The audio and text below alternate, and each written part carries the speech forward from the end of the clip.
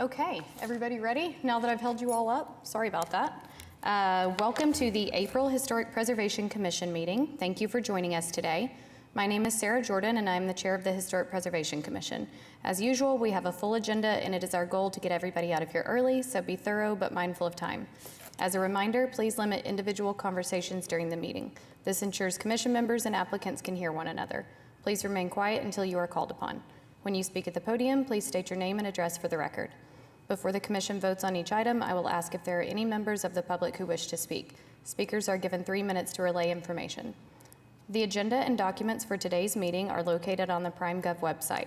If you're following along, select Agenda on the right side of the Historic Preservation Commission meeting to see the items being discussed. Written comments received more than 24 hours before today's meeting are posted online and were shared with commission members. At this point, new materials may not be shared with the commission, so if you brought anything with you, please keep it at your seat. Keith, would you please call roll? Jordan. Present. Gaines. Present. McBride. Present. Ford. Present. Ramey. Present. Whitley. Present. Okay. We have quorum. Procedures for today's meeting are noted in the agenda. For the sake of time, we ask anyone who is unfamiliar with the process to please refer to the procedures section. There are 2 items we like to note specifically regarding the meeting process, and these involve certificates of appropriateness and appeals. Regarding certificates of appropriateness, after an application is approved and the 10-day protest period has expired, the Historic Preservation Officer will mail the CA to the applicant. City construction permits cannot be issued until the certificate of appropriateness is issued. Please contact HP staff for final design review inspection or to withdraw items that will not be completed. Regarding an appeal to the Board of Adjustments, any person aggrieved by a decision granting or denying a certificate of appropriateness may appeal to the Oklahoma City Board of Adjustments.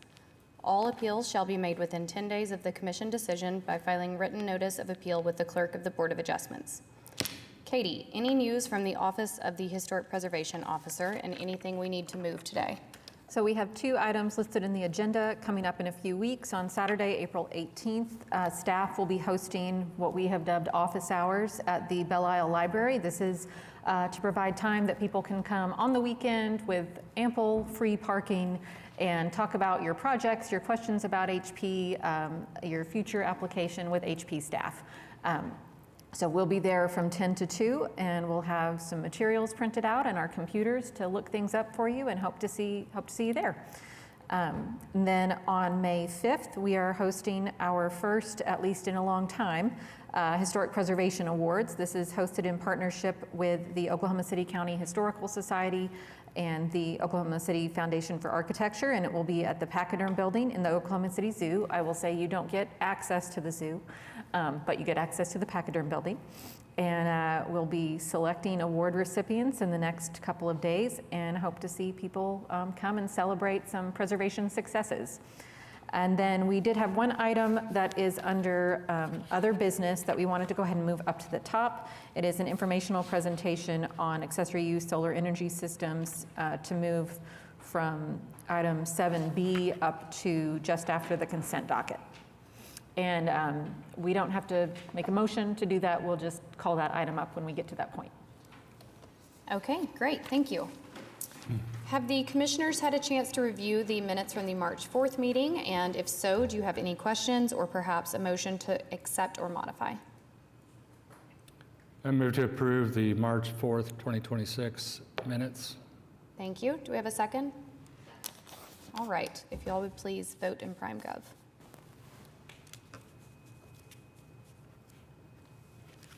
Okay, that motion carries, so the minutes are approved. Katie, anything from code enforcement? Nothing in particular to report. As always, if you see anything in the code enforcement report that's always included in the packet and have questions, you can reach out to staff or contact the Action Center for more information. Okay, and it looks like we have a couple of continuance announcements. Yes, we have an item that was continued from a previous meeting to this month. We are still working with that applicant on final designs for that project. And then another item that the applicant was not going to be able to be here this month, so they asked it to be continued.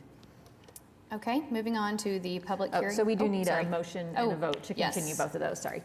And I think those are both to be continued to the, well, now let me see. 26-6 would like to be continued to the June meeting, which is June 3rd.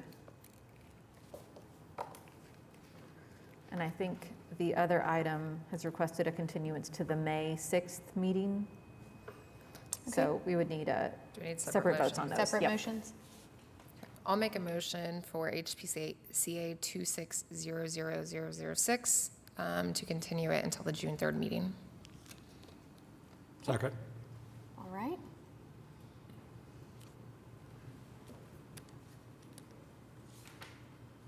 Okay, that motion carries. I'll make a motion for HPCA 26000029 to the May meeting. Second.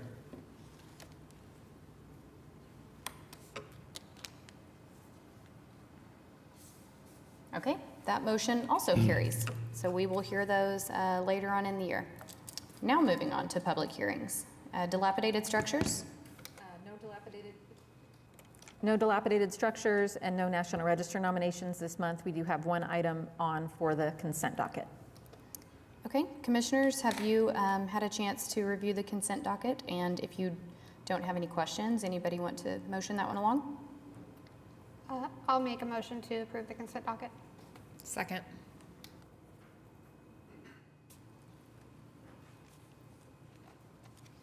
Okay, that motion carries. So if you were on the consent docket, congratulations, your project is approved and you have the option to hang out with us this afternoon or go ahead and leave. Okay, moving along to cases for individual consideration. So we'll hear item 7B from other business before we start on the individual guys. consideration. It's been a day. It's okay, yes. So this is an informational presentation only on a new ordinance amendment to establish an accessory use solar energy systems. This ordinance will revise various sections of the municipal code to address accessory use solar panels, other kinds of solar equipment that is accessory to a primary use. And in particular, we started working on this to adapt the requirements for screening of solar equipment in our design review districts. This does not include our historic districts. So it's not touching the historic preservation guidelines that address solar panels and other types of solar equipment. We are working on revisions to those guidelines currently, and that will come before the commission and be presented to the public at a later date. This is specifically for our other design review districts like downtown, stockyards, urban design districts, et cetera. But Tio Bowman is the manager of our Office of Sustainability, and he'll tell us a little more about the ordinance. Sure. Thank you, Katie. Tio Bowman, Sustainability Office. The ordinance in front of you today, for informational purposes only, is introducing definitions for the first time to the municipal code of solar energy systems. Previously, it led to some gray areas where we were considering solar panels and solar energy systems as mechanical equipment, which required screening, and so we're looking to remove that requirement in the design districts that Katie mentioned. But this also establishes solar as an allowed accessory, either rooftop, ground mount, or building integrated in all other zoning districts that are not historic preservation. So I'm happy to answer any questions, but that's kind of the gist of it. Commissioners, any questions? And we, as this starts moving forward to Planning Commission and City Council, we thought it might be of interest to you all. We thought we might start getting some questions from people, so we thought it'd be better to go ahead and present it, make you all aware that it was moving through the process, than have you think that we had just skipped right over the HB Commission. So, yeah, if there's no questions, there's no action needed on this item, we can continue to individual consideration. Okay. Thank you. Thank you. All right, now moving on to the items for individual consideration. Quick note for commissioners and applicants, we are going to try a little shift in our formatting. Katie gives a great summary of each project at the beginning, so rather than have the applicant provide another summary, we're gonna just start with questions to staff and the applicant. Try to keep things moving on. All right. So this first one is HPCA 5-00089 at 424 Northwest 27th Street, Jefferson Park, Ward 2. Consideration and possible action on application by Holly Hunt, HGH Design, for Brian Blundell for a certificate of appropriateness to 1, construct duplex elective, 2, construct 2-story garage with apartment elective, 3, replace driveway elective, 4, install front walkways to duplex entries elective, and 5, install paving for parking in the rear yard elective. The commission has seen this months ago as a request for rezoning to an SPUD that was recommended for approval by the commission and subsequently approved by city council. So that is now in effect. Last month, the commission saw this application for the first time for the actual CA to construct the buildings. The applicant has provided some revisions based on the feedback from the commission meeting that includes a change in the cladding material to be all siding, lowering the pitch of the roof, which also results in reducing the height of the structure and the height of the porch roofs, as well as the height of the accessory building, adding some windows in locations where that was discussed before, that we didn't have as many windows as we would expect to see on front and side elevations of a primary structure, and provided some additional clarification to show that the parking requirements of the SPUD can be met on site. There was lots of discussion at the last meeting about the design, so we kind of went the wishy-washy way, and I believe gave you a recommendation to approve or to continue, whichever way you all feel compelled to go. But any questions for staff? Does the applicant need to state her name and address first, or how do we No, move you can about just ask me Okay. if there's anything you want. Commissioners, questions for staff? Anybody need a summary? I know we have a few people who've maybe not seen this one every time. Anybody need a summary of changes or anything like that?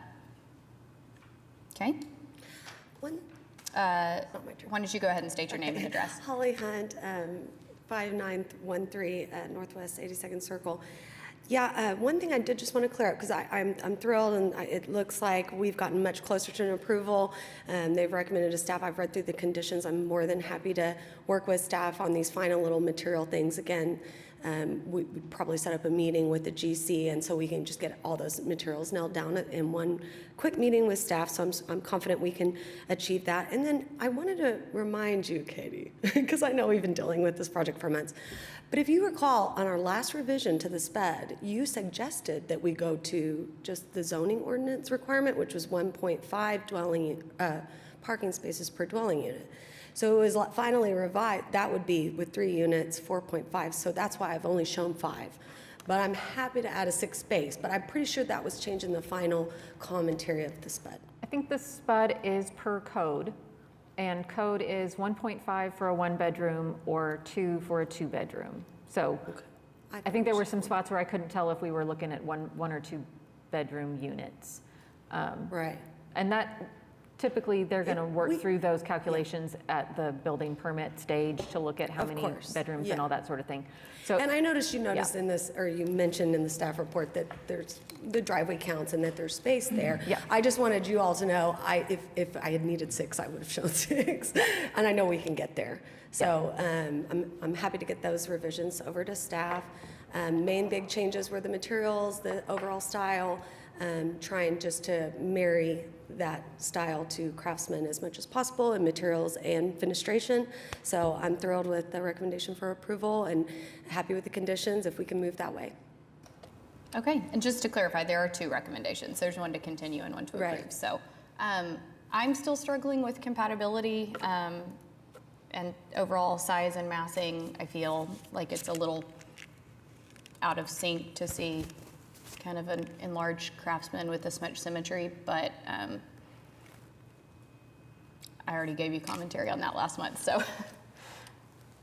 Well, even in this picture, you can see there's quite large, we have a variety in Jefferson Park, so there are many multifamily and duplex structures in the district as a whole. It's just a little bit like maybe unlucky that we're in the middle of the street among some small bungalows, but I do want to remind you that this did previously have a big 2-story garage. In fact, I've reduced the size of the previous 2-story garage. So, all in all, the Planning Commission, City Council, they were all so in favor of, creating more multifamily properties in this area. So, we've got a lot of positive feedback, and I'm hoping you feel the same. Yeah, no, I'm great with the multifamily. It's for me the craftsman design in this massing, but I may be alone in that. I know there's some improvements to materials that you said you could work out with staff. Commissioners, any questions, commentary? I think from last month, I mean, the scale looks a lot better to me, and the materials, like being consistent and matching the adjacent homes, makes it feel better. I see what you're saying, Sarah, but it doesn't bother me that much. I would be happy to make a motion to approve based off the conditions. Thank you, Commissioner Board. Anyone else? Any members of the public wish to speak to this? Okay, there being none, do you want to proceed with your motion?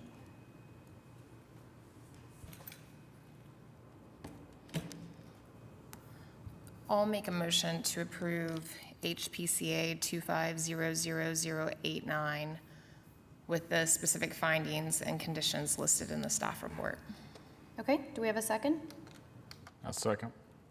All right, would you guys please vote in PrimeGov?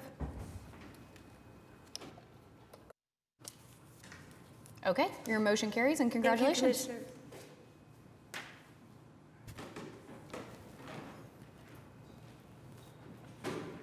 Okay, next up, we have HPCA 25-00146. I think that's me.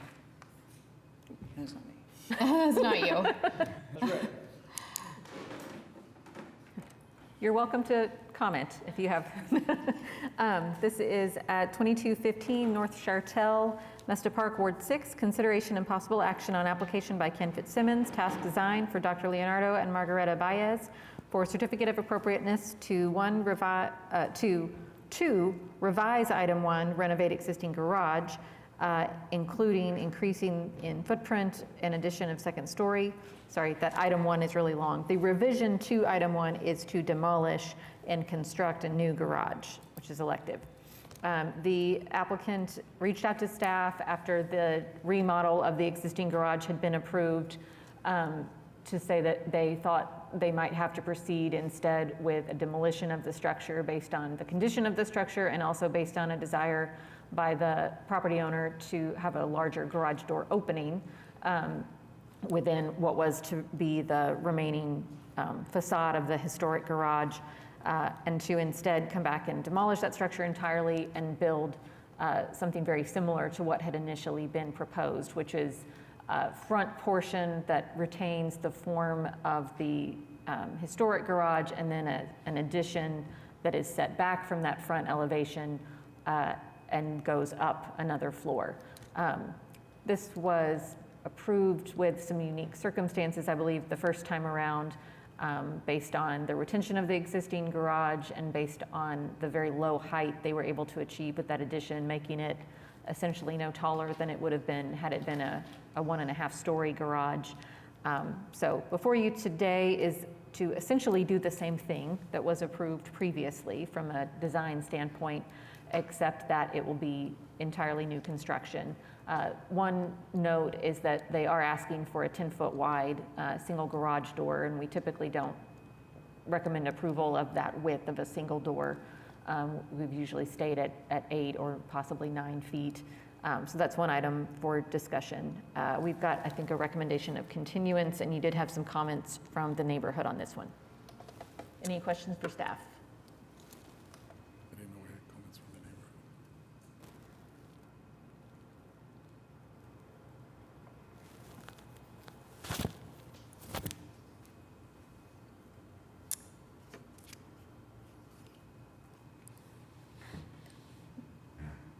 Katie, do we have the setback measurements? Is this in its existing location or in a new location?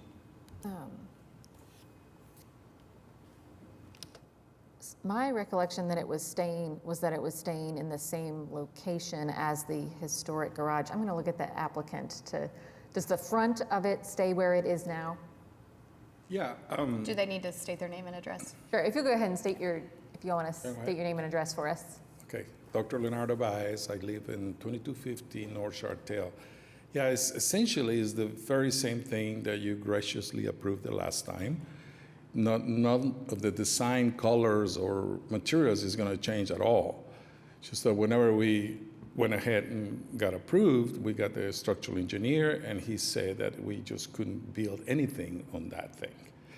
So since we're going to have to demolish it, my wife asked if we could have a little bit wider entrance to the garage. And I remember we were talking about safety and convenience and common sense. And so that's why I called Ken. I said, Ken, unless my wife can put her car in there, you know, there's no way that, I mean, then what's the purpose? And I think if you're in a hurry and you try to get into an 8-foot wide with a Range Rover, you're going to probably get in trouble. So that's why I'm please asking you to just let us, it's exactly the same thing that we presented. It's just a little bit wider so my wife can put her car in and close the door. Everything else is the same thing that you approved the last time. So the setback is the same? So it's located in the exact same position? Right, the front is the same setback, the east side is the same. We are asking it grew by 2 feet in the east-west direction, so we're just asking that it stays in the same location on the east and north and shift it over a little bit to the west, 2 foot over from what it was approved last time. My concern or curiosity or whatever you want to call it was just how far are we from the street and from the sidewalk, and are we going to need a request for a variance if we're building something in a location that they would not recommend? The relationship to the street's the same. Okay, so It's So just it's actually 23 feet 9 inches back from the property okay, line. there we go. So I couldn't they find have that plenty of room. anywhere, so I was thinking that it was. So that's, wow, that's a long driveway. Okay. Yeah, the street right away, I think, is a little bit wider than normal. And then, like you said, it does seem like a really large yard on both sides of the house in the corner. That was my only confusion.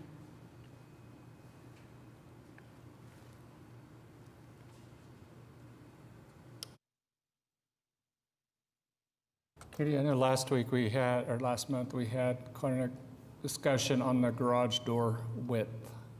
What was our final conclusion on that? That was continued. It's the next item. It's the next time. We talked about that the guidelines don't specify an exact width. We see historic garage doors that are as narrow as 7 feet. We've always approved 8 feet without question. We've started to see some more requests for 9. I think depending on the placement of the garage, how visible the doors are, we've exercised more flexibility. Obviously, sometimes we go with a 2-car width, 16-foot wide door when they're at the back of the lot tucked behind the house, or when it's on an alley and you need that door for maneuverability. We've been a little more conservative with garages that are right at the street where the door is fully visible. I mean, if it's 20 feet back off the street, I don't think I have a problem with a 9-foot wide door, personally. Yeah, they're asking for 10. Oh, I know. Okay. I don't feel good about 10, but I could get on board with 9. Yeah, I would agree. I think 8's a little functionally tight. 9 seems appropriate. That's better than 8. Are we, and I apologize, I don't have this information in the back of my head. You said it shifts 2 feet more to the west. We're not encroaching on a rear setback? We're clear from No, that perspective? that side of the property would be a 5 foot, but as I understand it, it would be about just about 4 feet from the property line. And as I understand it here in the design districts, I guess there's latitude to be able to go beyond the 5 foot. That's typically an R1. I think that's only if it already existed there. So but it there's could not be there's not a incorrect. zoning setback the way you would have in a R1 or R4 district. It would just be whether building code will let you build that close to the property line. So was that something beyond our purview and it would Yeah, get kicked and- back to us if they did not allow it, I Right, assume? yeah. If there was an issue with permitting, then they would come back and we'd have to do some sort of revision and we do those quite frequently with garages actually, where they have to move over a little bit because there turns out to be some sort of underground utility or other easement that they weren't aware of. Yeah, so our purview would be if we think it's appropriate to shift the current setback, which I don't necessarily have a problem with. I just wanted to clarify. If it does get kicked back to us, is there room to go to the east instead of the west, or does it change the entire design? I mean, we could, but I don't think that they'll send it back. I mean, it's it's a side yard setback, and I don't think that there's any utilities running through there. But if there were, then yeah, I mean, it could be done. We were just trying to maintain, again, because they have so much yard in the front, we were trying to keep some of the backyard Yeah, still totally. open. Just trying to save y'all from having to start from Yeah, scratch. no, I appreciate that. Well, yeah, at worst, they could just reduce it by a foot, right? And that wouldn't change anything. Unless they wanted to. But So are you okay with 9 foot? I know you requested 10. Are you okay with 9? Well, let me call my wife. Well, I mean, we tried, because that's not a garage, that's a shed, obviously. So we tried, and it just, I mean, it's like this much from each side of our car. So, is it 8 foot or 7 foot right now? the what? So do you know if the width right now is 8 foot or 7 foot? It's a little bit less than 8. It's very close to 8, but it's a little bit under.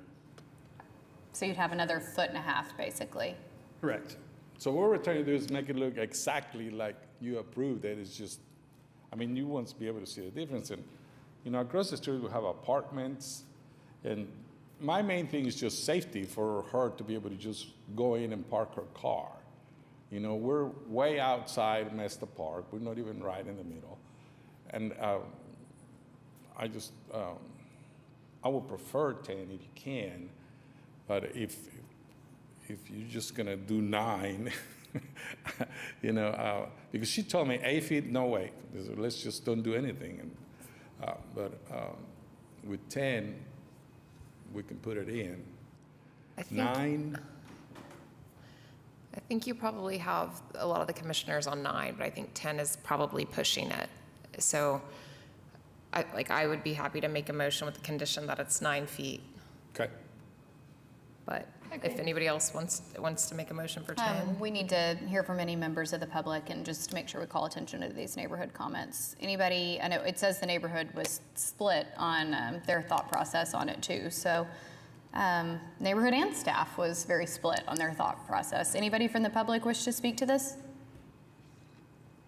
Okay, there being, oh, sorry. Oh, and I'll just note that if you go home and find that you do not have support for a 9-foot door at home, you can always contact us and we can continue to reconsider. So you're not gonna let us do 10?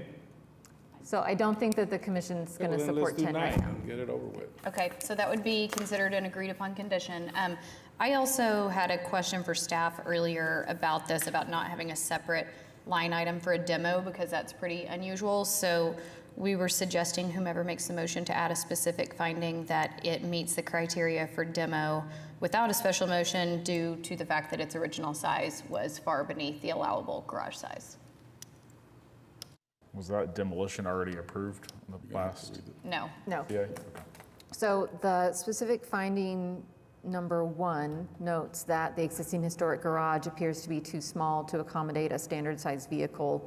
That is one of the criteria for demolition of an accessory structure. So you could just add that to that finding, that it's consistent with the criteria for demolition.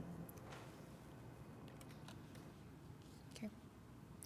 I will make a motion to approve HPCA 2500146 with the specific findings, in addition that the specific finding number 1 meets the criteria of the demolition, and the condition that the garage door be a max of 9 feet wide, and that all materials are fully documented as consistent with the guidelines with staff. Okay, do we have a second? Second. Thank you.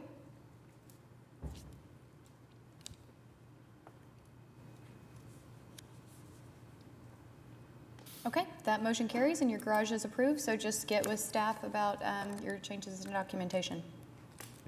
Thank you. Thanks. Have a good day. Okay, Mr. Reinke, you're back up. HPCA 25-00157. This is at 2241 Northwest 28th Street, Shepherd Ward 2. Consideration and possible action on application by Jonathan Reinke, Living Spaces LLC, for Kurt Dubry for certificate of appropriateness to item 2, construct new garage, elective. Item 3, install new driveway, elective. Item 4, extend existing wood fence, elective. 5, provide a recommendation to Board of Adjustment on variance to the minimum parking requirements for single-family residential, and list the sections of the code here applicable to that. We've had discussion on this and on other applications about the length of driveways that are required, the size of parking spaces required, and whether that has to be fully within their property. It is HP staff's opinion that the 2 parking spaces that are required for a single residential must be on the property and not in the public right-of-way and not extend into the public right-of-way. So based on that, they would need a variance either to that provision that talks about the 2 spaces or to the provision that says that the spaces within the garage don't count as parking, and would kind of recommend varying that piece of it to say that the parking within the garage counts as our 2 parking spaces. That's language that's included in rezoning applications all the time, for instance, but we wanted to get that recommendation kind of on the books so that if they do end up needing to go forward with a variance, that's covered. They don't have to come back to HP for that variance. The commission has seen this garage proposal twice previously. 3 times. This is the third. Is it 3? I think it's the third. Otherwise, you'd be out. Yeah. And I think it, over these several iterations, has been reduced somewhat in size. Roof form has been modified. Let me get to our actual staff report here.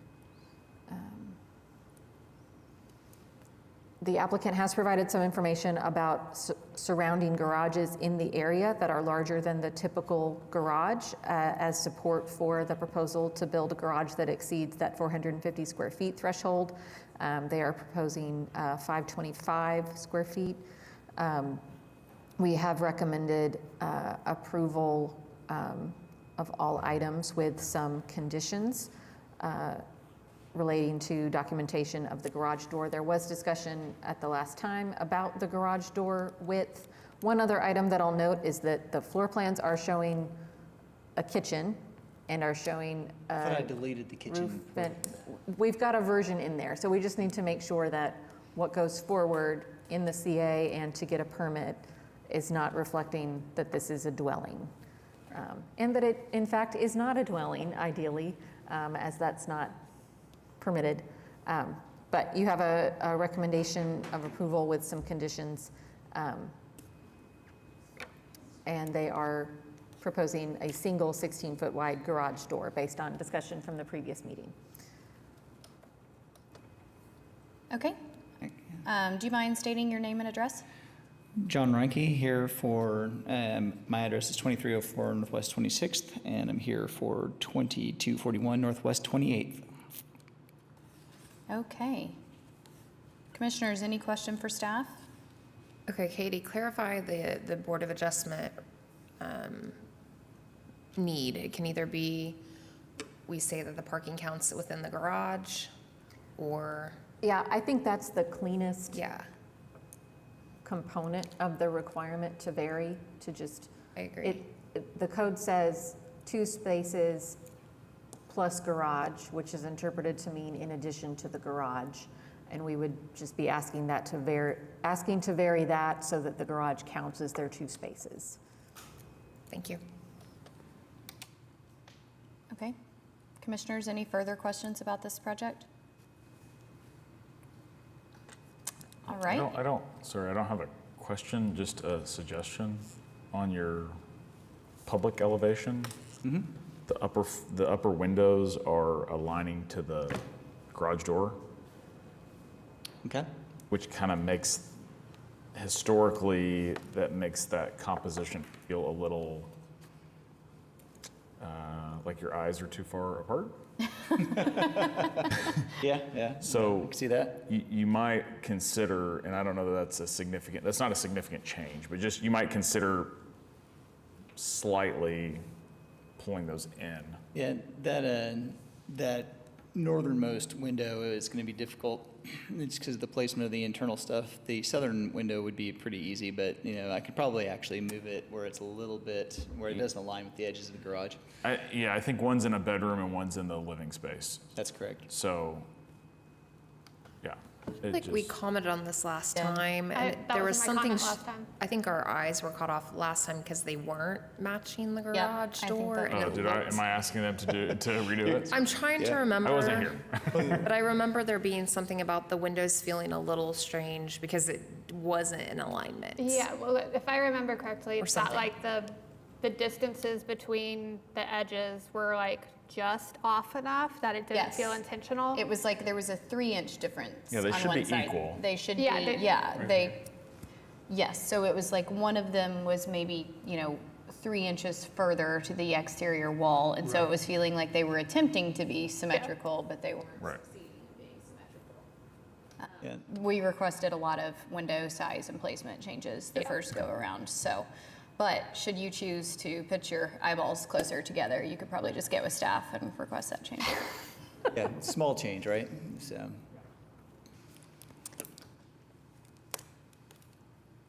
Anybody else? Anything? Any requested changes, questions?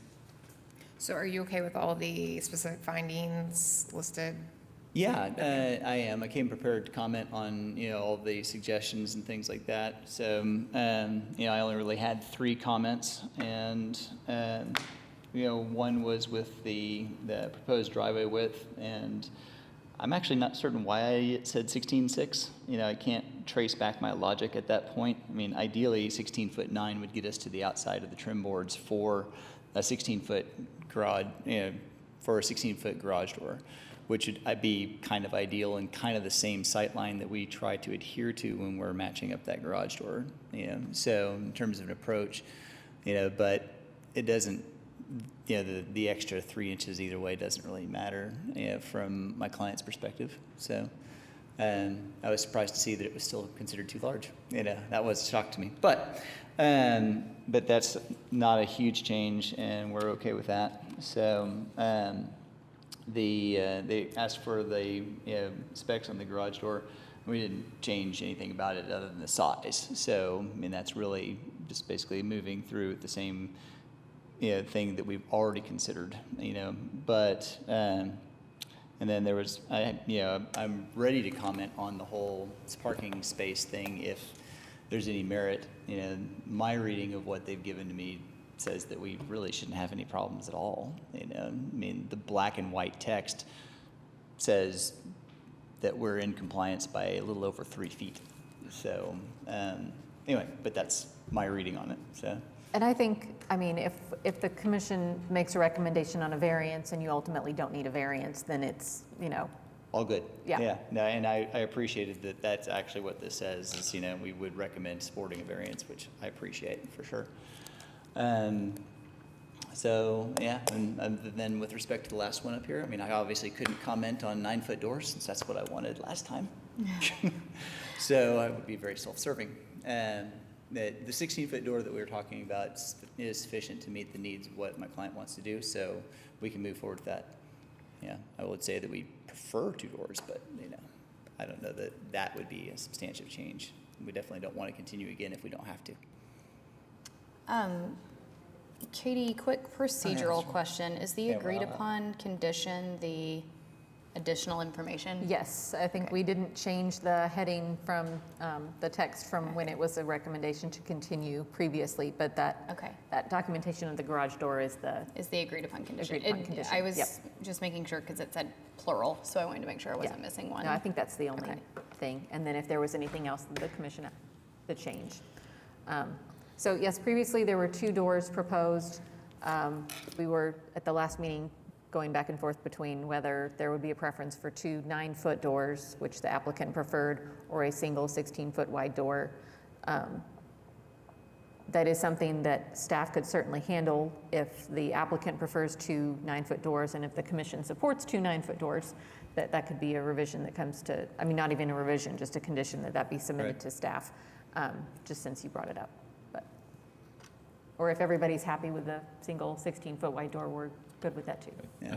Obviously, my client's not here to really weigh in. He is watching, though. He's one of the few people that I know who's done that. He's like, hey, you did great. Thank you. But You're fired. so My only concern with the 2 9-foot doors, I don't think you have enough wall space for it. that was part of the architecture from the last iteration. So, but, with a properly designed portal frame, it might work out, So, but I did skinny it up with respect to the requests for a smaller footprint. But, again, given this specific lot in this specific location of this specific neighborhood, it really kind of fits at a larger footprint. But, we're here now, and as Angela pointed out of continuances, so. Yeah, and I don't know that, because you've got a 21-foot out to out, so you're taking up 18, you only have 18 inches each side. Yeah, I mean, it gets Plus, pretty thin. You're gonna be with 6, it's gonna feel like there's not even a return. So, Yeah. and I don't know that you wanna pick the scab on the square footage. So I would just let it lie. if I were- Yeah, I think it's one of those things too that it's all about the context of the specific site and the specific building that's there. And when, you're also asking for additional square footage, it's like, can't have this extra and this extra and this extra. It's like, maybe we can, lean one way or the other, but for both, and especially with the structure being so much closer to the street than the other, I feel like that also does change the context of it a little bit for me. But yeah, I don't, Yeah. I mean, I personally didn't have any problem with 9 feet, last time, but we're not gonna make the structure bigger just to accommodate even bigger garage doors than we're allowed. Right. So I think, yeah, it's Well, the happy kind of thing pick your is- battle, Yeah, and the building works for the client as currently designed, so we can leave it lie. Okay. And on the driveway width, which you reminded me, it's hard to tell. It's not the full width of the facade to the facade, is it? It's a little bit narrower. Yeah, I think that comment Back might and be forth on I that, think too. that may be a holdover that didn't get revised when something, because we That- typically, with a side street facing garage, we typically expect to see the driveway match the width of the garage doors, which this basically does. And Okay. it's just got a little bit of extra edge on each Okay. side. It originally So- didn't. Okay, I just wanted to And make sure we because walked this is it back. it's hard to tell. I may be looking at an older. Well, what you're sorry, I'm peeking over her shoulder. She's looking at the site plan. You're seeing the roof, which has an overhang to it. Okay. But it is currently at 21 feet, shown at the width of the structure. That's what I was thinking. The driveway's labeled 16.6 Can you share out there in it? the street. Let me share. Thank you.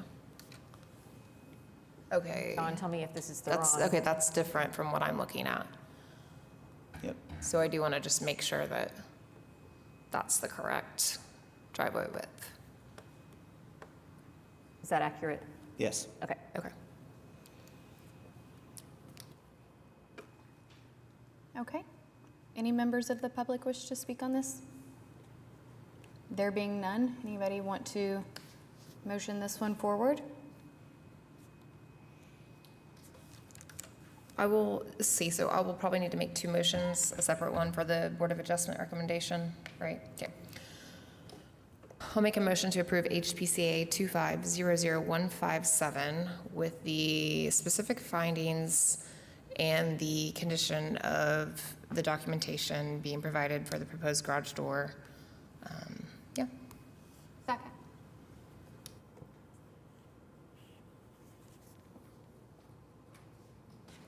Okay, that motion carries. Thank you very much, everybody. One more. Hang Additionally, tight. I will make a recommendation to the Board of Adjustments on a variance with consideration that the garage counts as 2 spaces, 2 parking spaces. Yeah. Second. Oh, sorry. I think he beat you. Okay, that motion also carries. See you next time. So thanks again. Okay, moving along to HPCA 26-00010. This is at a 500 Northwest 39th Street, Crown Heights, Ward 2. Consideration and possible action on application by Sheila Sewell for certificate of appropriateness to 1, replace fence elective. This is a property at the corner of Northwest 39th Street and North Walker. The applicant has an existing fence that is along Walker that is 8 feet tall, that has been there, they believe, since about 1980, and they'd like to replace that fence and go back at that same 8-foot height. Our guidelines today do not support a fence on the side of a property, on the side or the front, taller than 6 feet. So staff was not able to administratively approve the request for the 8-foot fence. That's why it's before the commission today. The guidelines allow for increased height on fences when they're adjacent to incompatible uses, like commercial, parking lots, businesses, things like that. We typically don't support a fence that is taller than the allowed 6 feet when it is within a neighborhood setting. Sometimes fence height also comes up when there's an unusual condition to the topography of the site. In this case, we didn't feel like that was present at this property, so we have a recommendation to continue. Staff could administratively approve a revised proposal for a 6-foot fence. Any questions for staff? So was the continuance just to allow them to come back with that? I mean, Yeah, okay. yeah, rather than like deny it and make them have to apply again.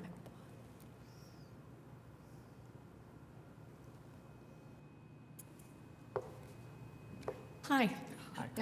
Are you ready? Seems like we're out of questions for staff at the moment. Why don't you go ahead and state your name and address for the record? Yes. My name is Sheila Sewell, and I live at 500 Northwest 39th Street. This is my daughter who lives with me, Alex Golden. Thank you. I kind of am struggling with this one just because it is not only an existing condition, it has been existing for quite a long time. I had a lot of questions about this one, and I do understand that part of the rationale behind implementing HP in general was to rectify some changes that were incompatible and to bring everything back to original form. And original form, would not have been an 8-foot fence and would have been promoting community.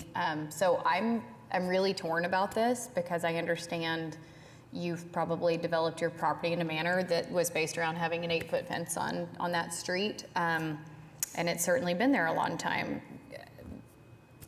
The guidelines do say 6 feet. So commissioners, any thoughts on that? It's just a question of appropriateness. There's no material changes. Katie, is there a provision, or would it be a unique circumstance? Is there a provision in the guidelines for replacing in kind?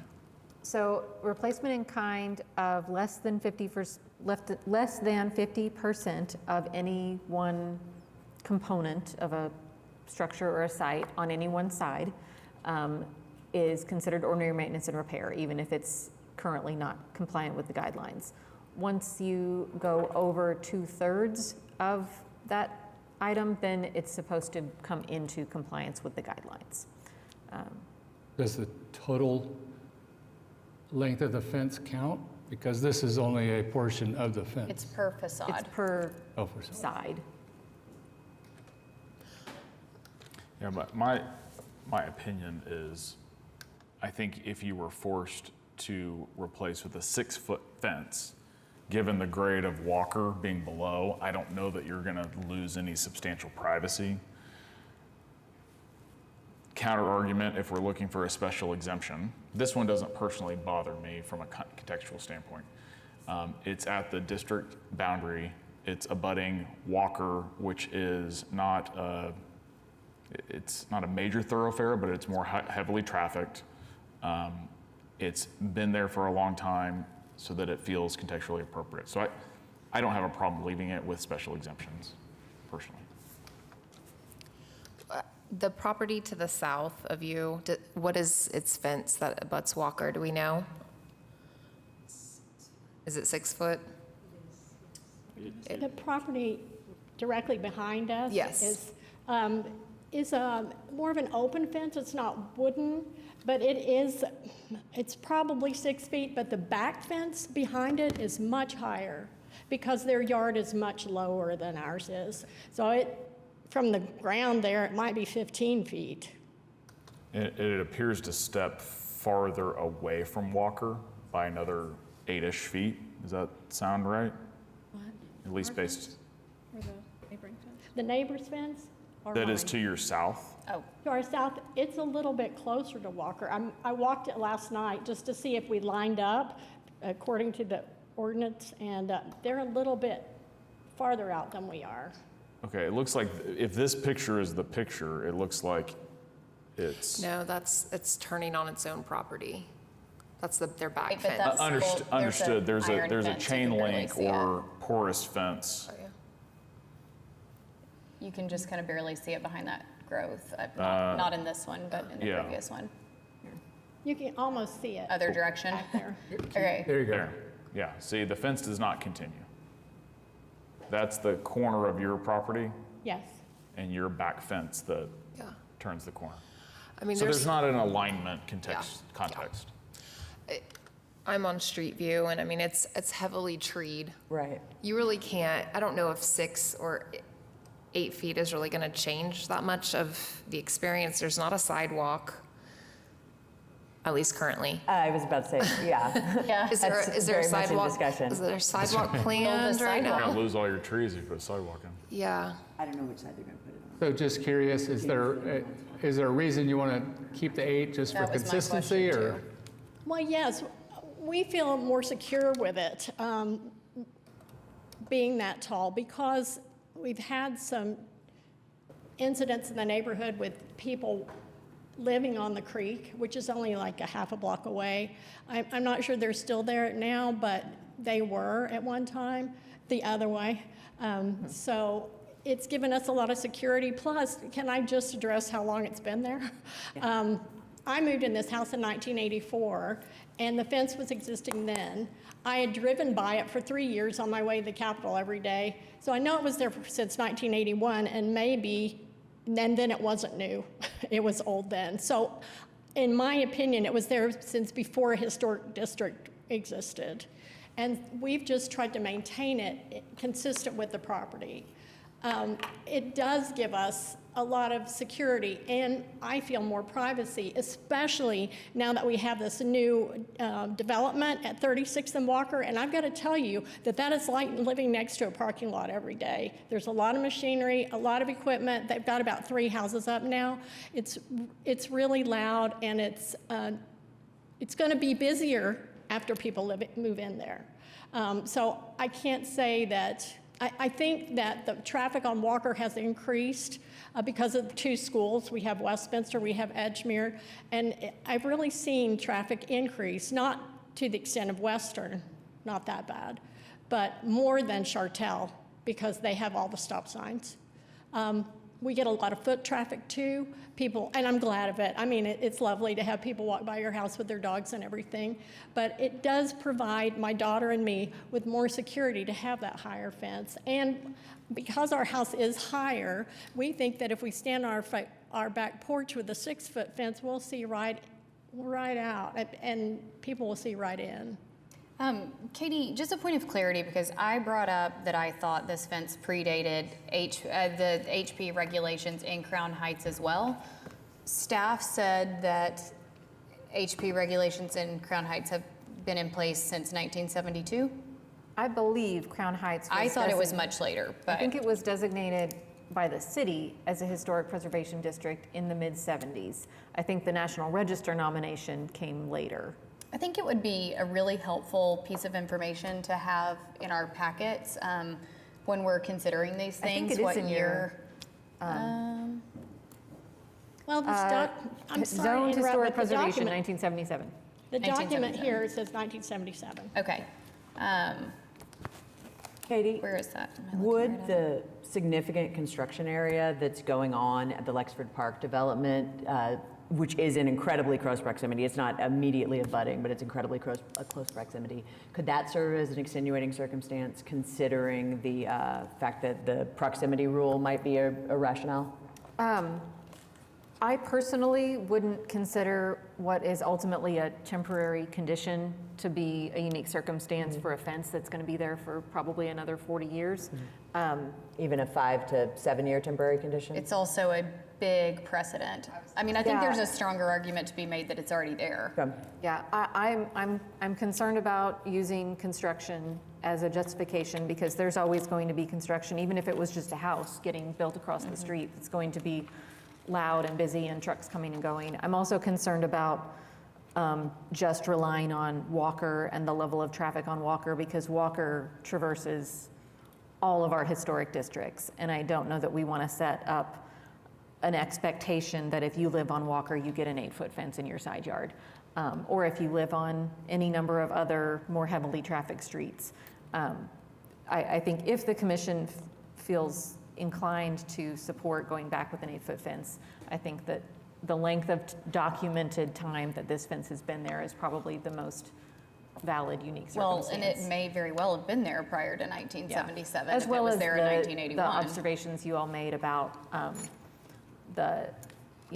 how heavily established the trees are there that obscure kind of the height of the fence, those sort of things. Any other questions from commissioners? Just to play devil's advocate here, sorry. That's what it's for. Oh, we have been, it's been typically not, what's the word I'm looking for? We haven't been allowed to use landscape as like a reason before in the past to allow something outside of circumstances. You know, like we use it for screening. I mean, we've used it we use definitely for screening in unconventional locations. Yeah, but like, if someone's trying to put solar panels on their side roof, or it's a larger addition to the side, and the applicant argues that there's big trees there and you're not going to see it. Well, they're not big evergreen trees. As soon as it's wintertime now, you're going to see it. So just trying to be more consistent. Yeah, I think it's not a one-for-one or a direct, you have landscape, you can do this. To me, it bleeds into does this have a negative impact on the historic context of this neighborhood? And I would say no, it does not, because of those elements. Yeah, and that's fine. We probably shouldn't use existing landscaping as a unique circumstance. I mean, I think it's clear as day that the unique circumstances that we have reason to believe it may have predated the existence of historic preservation guidelines in this district. It's like... Yeah, I just want to make sure we're clear about it. Yeah. Is all. Use the same builder because it was built well. Yeah, it's a long time for a fence. Any members of the public wish to speak to this issue? There being none, anybody want to motion this one forward? I'd be willing to motion it forward. Great. Okay. Motion to approve HPCA-26-00010 with the special circumstance that we have reason to believe that the existing fence has been in place and at that size since prior to the existence of HP regulations in the district. Does that work? Second. Okay, thanks guys. Okay, that motion carries. Enjoy your fence. Thank you so much. Okay. Item number 5, we have HPCA 26-00018. This is located at 1529 Northwest 37th Street, Putnam Heights, Ward 2. Consideration and possible action on application by Hung Chi Chan for certificate of appropriateness to 1, replace and widen driveway to 12 feet at the front, required.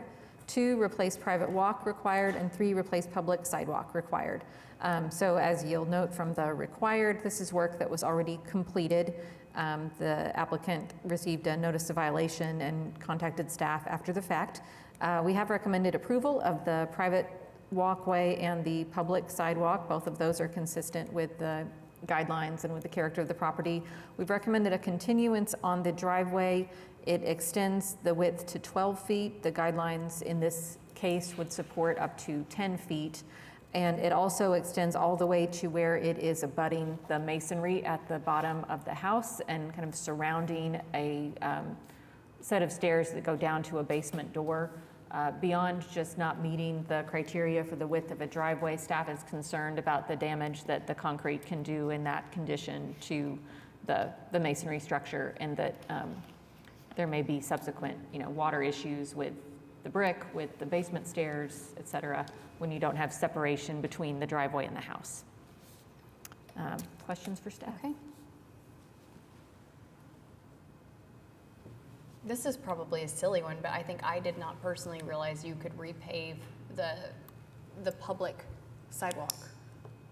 Oh, yes, On your own. the expectation is that you will repave Yeah. your own public sidewalk. Yeah. You will wait a long time if you, In front of your house. yeah. Okay.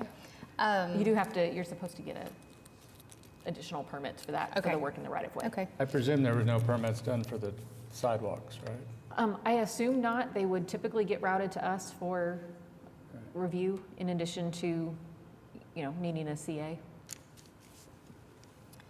I mean, he certainly, I know we all hate to ask people to go undo things, and so I struggle with this, but he certainly does have room to have done this correctly and to have,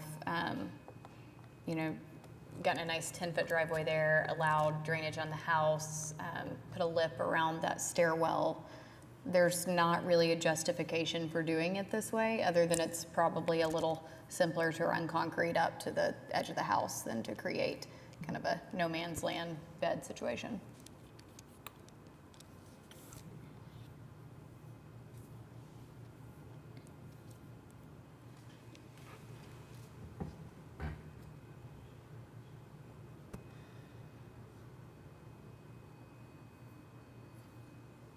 Applicant here. Are you the applicant? Yes. Yeah, come on up. Yeah. Why don't you go ahead and state your name and address for the record? Yeah, Hong Ji Chen, 1529 Northwest 37th Street, yeah. Okay. So the main thing we place that water leaking to inside the basement. So I need to, because there are 2 feet coastal, it's a dirt coastal basement. Or the gutter coming from the rain, all the rain water go to inside the basement. And then they damage the foundation. We need to replace the foundation for the, after we decided to replace the driveway, they have many cracks, and also the sidewalk completely is cracked. People cannot walk. And when I drive to my driveway, the tire almost cracked also. So finally, we make a decision for this year to change that. After we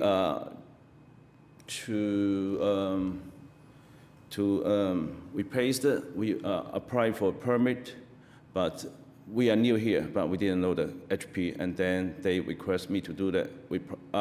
To application for the certificate, we also do that. So I come in here today. Okay, thank you. Thanks so much. I will let one of the architects in the room chime in with better info than me, but I think the big concern here is that while concrete gives this nice, clean appearance, that it has prevented water encroachment. What we experience a lot, especially I have gutters like this too that dump directly on my driveway. So if there's not a drainage system implemented and a really good grading towards the center of that driveway, you actually end up with more water at your house and into the basement because there's no permeable, no surface that will drain and hold that water. So I think we're just worried about damage to that facade of the house with the drainage. Yeah, and with as much as old houses shift and move and settle, it's going to crack away from the concrete that's poured right up to the brick. And before it separates enough, it's just going to create a crevice where water is going to sit, and then that will further damage the structure and can possibly mean more water into your basement. You know, not even mentioning the damage that concrete poured up against the brick has already done to the brick. It's hard to undo concrete on brick. So I think no one has an issue with, you know, making your driveway nicer or making your sidewalks and paths nicer. You know, they'll administratively approve that all day. It's just, we want to make sure that we're not doing additional water damage to the historic structure. I also just have a safety concern over not having a lip around the stairwell. Like, it just feels like there should be, I mean, water for one thing. You know, it's just going to pour straight in there because it's just level set with the driveway. Picture of But that. yes, I think in his application there's a picture right there. There you go. Yeah, this is the basement on the right-hand side. Feels really risky. So I have a question, just a general question. Your contractor that did the driveway, did he not mention to you about needing a permit to get that done? No. Okay, So I didn't know. So thank you. thanks.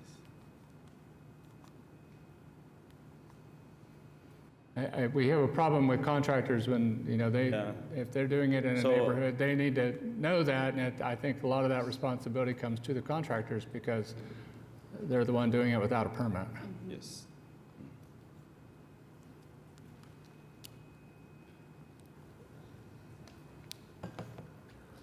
So I will say that typically installation of a driveway that meets the guidelines, that's 10 feet in width or less, is something that can be approved by staff. One option for the commission today would be to continue this to the June meeting, and between now and then, staff could work toward a resolution with the applicant, if the applicant's willing to consider that, see if some concrete can be removed to get it back to that 10-foot width, if we can come up with a solution around the basement stairs. But that would be up to the applicant if you're willing to work towards some alternatives to the work that's been done. And I understand that's asking you to undo work that you've already had completed and paid for. Well, and if you don't come to a solution, he'll just be back to It will us in June and you can further argue your case. I like that solution. I think it gives us more time to explore, you know, any existing drainage and any possible solutions. So that would give you a couple of months to work directly with staff and not have to keep coming here, and try to find a good solution. Are you okay with that? Yes. Okay. Okay, so that's a June 3rd meeting. Yep. Any members of the public who wish to speak to this? All right, come on up. So which one? All right, welcome. Would you state your name and address for the record? Steve Mathis. What else did you want? Your address. Oh, what is my address? 819 Northwest 16th Street, Mesta Okay. Park. Welcome. I'm just curious, looking at this driveway, I know there is a Mesta Park. Are there not tint requirements here? The requirement is that concrete match the finish, color, texture of surrounding historic concrete. Which it doesn't. So it doesn't actually require it to be tinted. And we didn't talk obviously about the tint of the concrete with the applicant prior to this happening because it was done without a CA. But what staff has observed over the years is that tinted concrete, color-treated concrete does not age well. It might be tinted and dyed to look the color of the surrounding concrete in the moment, but as it ages and weathers, it does not continue to match. Well, that's interesting because you guys made Rudy tint all of the sidewalks in Mesta Park because I had to match that to match my driveway. So now you're telling me that the city's changed its mind and that all the sidewalks that were poured in Mesta Park were done wrong because they added tint? Because I had paid $1,500 to tint my driveway along with my buddy back there. We share a driveway. And we did it happily because that's the color that Rudy was tinting all of the sidewalks that were replaced in 2014 and 2015 in Mesta Park. And I see a lot of sidewalks that are this bright white. I'm just curious what the actual intent here is, because to me, this is really ugly. I think we're talking about something that happened before this commission, so it's hard for us to know what occurred and why. But I think from our experience, this concrete will over time age and match and look like the rest of the concrete in the area. It will change and not be as bright. And so generally we have transitioned to that approach. Okay, so it's no longer, you're no longer requiring tinting like we did. I don't think there was ever, and correct me if I'm wrong, a guideline requirement. Yes. I would say, just from my knowledge of Crown Heights, my understanding is that prior to my presence on the commission, when I learned it had now kind of was being interpreted differently, was that a tint was required, whether that be through the guidelines or through an interpretation of a previous commission of the guidelines. Because I know that I've had that conversation because there are people in our neighborhood who very much would love everything to be tinted. And so I did ask for clarification probably about a year or two ago, and my understanding was that we had moved away from that interpretation. So what the guideline says, it's 2.3.6. It says new concrete for sidewalks, driveways, curbs, and parking lots shall match the aged appearance in design, detail, color, and texture of the existing concrete it replaces or adjacent concrete that will remain. If new concrete is not replacing existing concrete and is not adjacent to any existing concrete, it should have an aged appearance in color and finish. New concrete visible from the public right-of-way shall not be bright white in color. So it never said that it must be tinted, that you had to use a tint. The tint was, for many years, the solution to try to get an aged appearance at that first initial pour. What the commission and staff have observed over the last many years is that those tints often were not successful, that we had different tints being used in different ways by different contractors from one property to another, and that it often was a less what's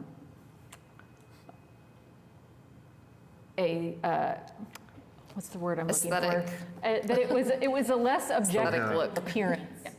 That it was preferable to have concrete that went in plain and yes, bright white and shiny clean, and that within a year or two or three looked aged and weathered than it was to have a pink driveway next to a green driveway next to a purple driveway because everybody's contractors couldn't figure out the appropriate tint to use. I managed to figure it out, so I'm not sure that's a really good argument. I called Rudy and found out that the tint, the color of the tint, and I put it in. But this says right here, new concrete visible from public right-of-way shall not be bright white in color. So one of the problems I have is that there seems to be conflicting things here. And maybe it's changed, and that's I think fine, that's what but we're you're saying. saying that bright white shall not be used, that it should. And we're saying give it 2 years and it won't be bright white anymore. So it will match. That's not It will what this match. says. And we understand that. And there's a group of us that are working on some of these items that have been maybe antiquated that we are working to change. And that is one of them that we have documented and will be taking before for consideration for a change in the guidelines. Because this wasn't what was the thing 10 years ago. The previous interpretation was very common in the historic areas that tinting was required, yes. These guidelines did change in 2014, and I don't know specifically what year you're talking about. Our but- driveway was built in 2015, so the planning commission did not tell me the truth. That's fine. I'm happy. My driveway looks better and it matches the sidewalks in my neighborhood. I do feel like we have digressed from the actual item. And you're welcome to speak at citizens to be heard at the end. I'm just curious what we do. I don't know what to do here. There's nothing for you to do here, sir. Well, there is sort of. He poured a driveway that to me wasn't matching, and now you explained that it is, and I appreciate that. So, but I also think it needs to be clearer. I think that's what we're working on. That's what we're trying to tell you. We are working on updating the guidelines so that it's not quite so vague and that everyone understands it a little bit better.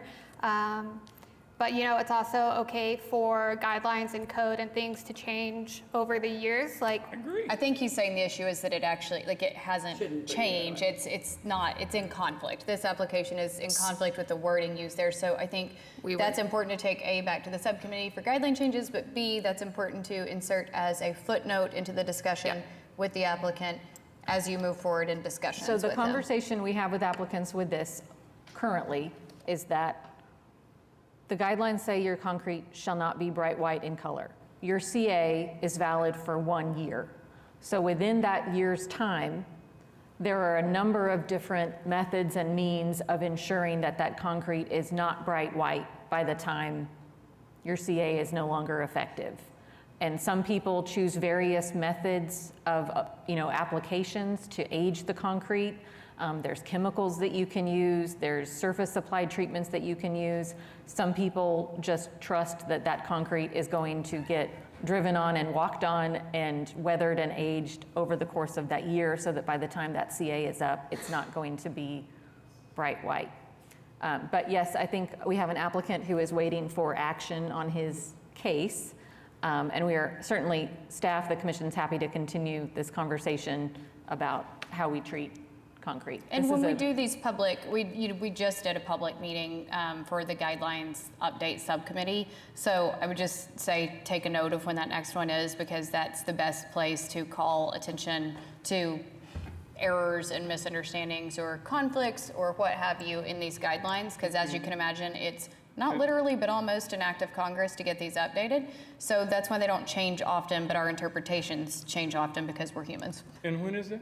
I don't know when our next one is, actually. The next public one, they're typically kind of once a quarter or Yeah. so that we have these workshops to talk through the development of revisions to the guidelines. Cool. But it'll be in our agendas and it'll be posted on the city's website, the same place that these meetings are posted. And Mesta Park will receive And go it, out to right? those same email lists that get all of our information. Yeah. Cool. And I just wanted to add one other kind of benchmark for timelines. You mentioned the Mesta Park sidewalks, which it sounds like occurred in 2014. Crown Heights was a holdout because we were really resistant to putting sidewalks around our park, so we didn't get park sidewalks until 2020. And at that point in time, there was no tent applied to the entirety of the sidewalks around Crown Heights Park, which went in 2020 or 2021. So sometime in that window between Mesta Park sidewalks as a major project and us as kind of the last barriers to hating walking, they changed that tent interpretation. Okay.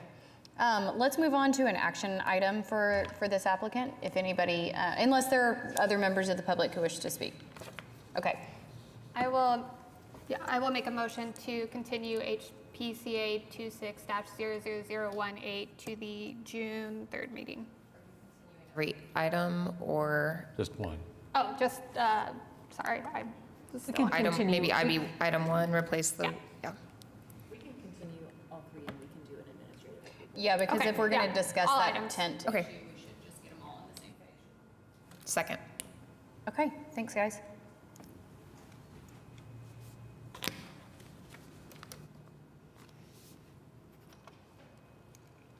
I'm working on it. Okay, that motion carries. So if you will connect with staff to continue the conversation, we'll just maybe see you in June and maybe not. Last up on the consent docket, we have HPCA 26-00032. Katie, you want to tell us about this one? This is at 809 Northwest 16th Street, Mesta Park, Ward 6. Consideration and possible action on application by GNE Enterprises LLC for Eden Moore, Hudson Avenue Design for certificate of appropriateness to 1, remove northeast window from previously screened-in porch, currently back-den elective. 2, replace northeast window with 2 new windows elective. 3, remove secondary back door on the north side of the house elective. 4, add 3 windows under the transom on the north side of the house elective. 5, remove the previous kitchen window on the northwest corner and replace with a new window elective. 6, add pergola to the existing back porch elective. 7, construct a new garage elective. 8, remove shed elective. 9, replace gravel with living plant material elective. And 10, replace fence elective. This is largely, most of this is a remodel to the existing historic house and to the patio with the addition of a pergola. Staff does note that we wanted to confirm with the applicant whether or not the pergola is attached to the house.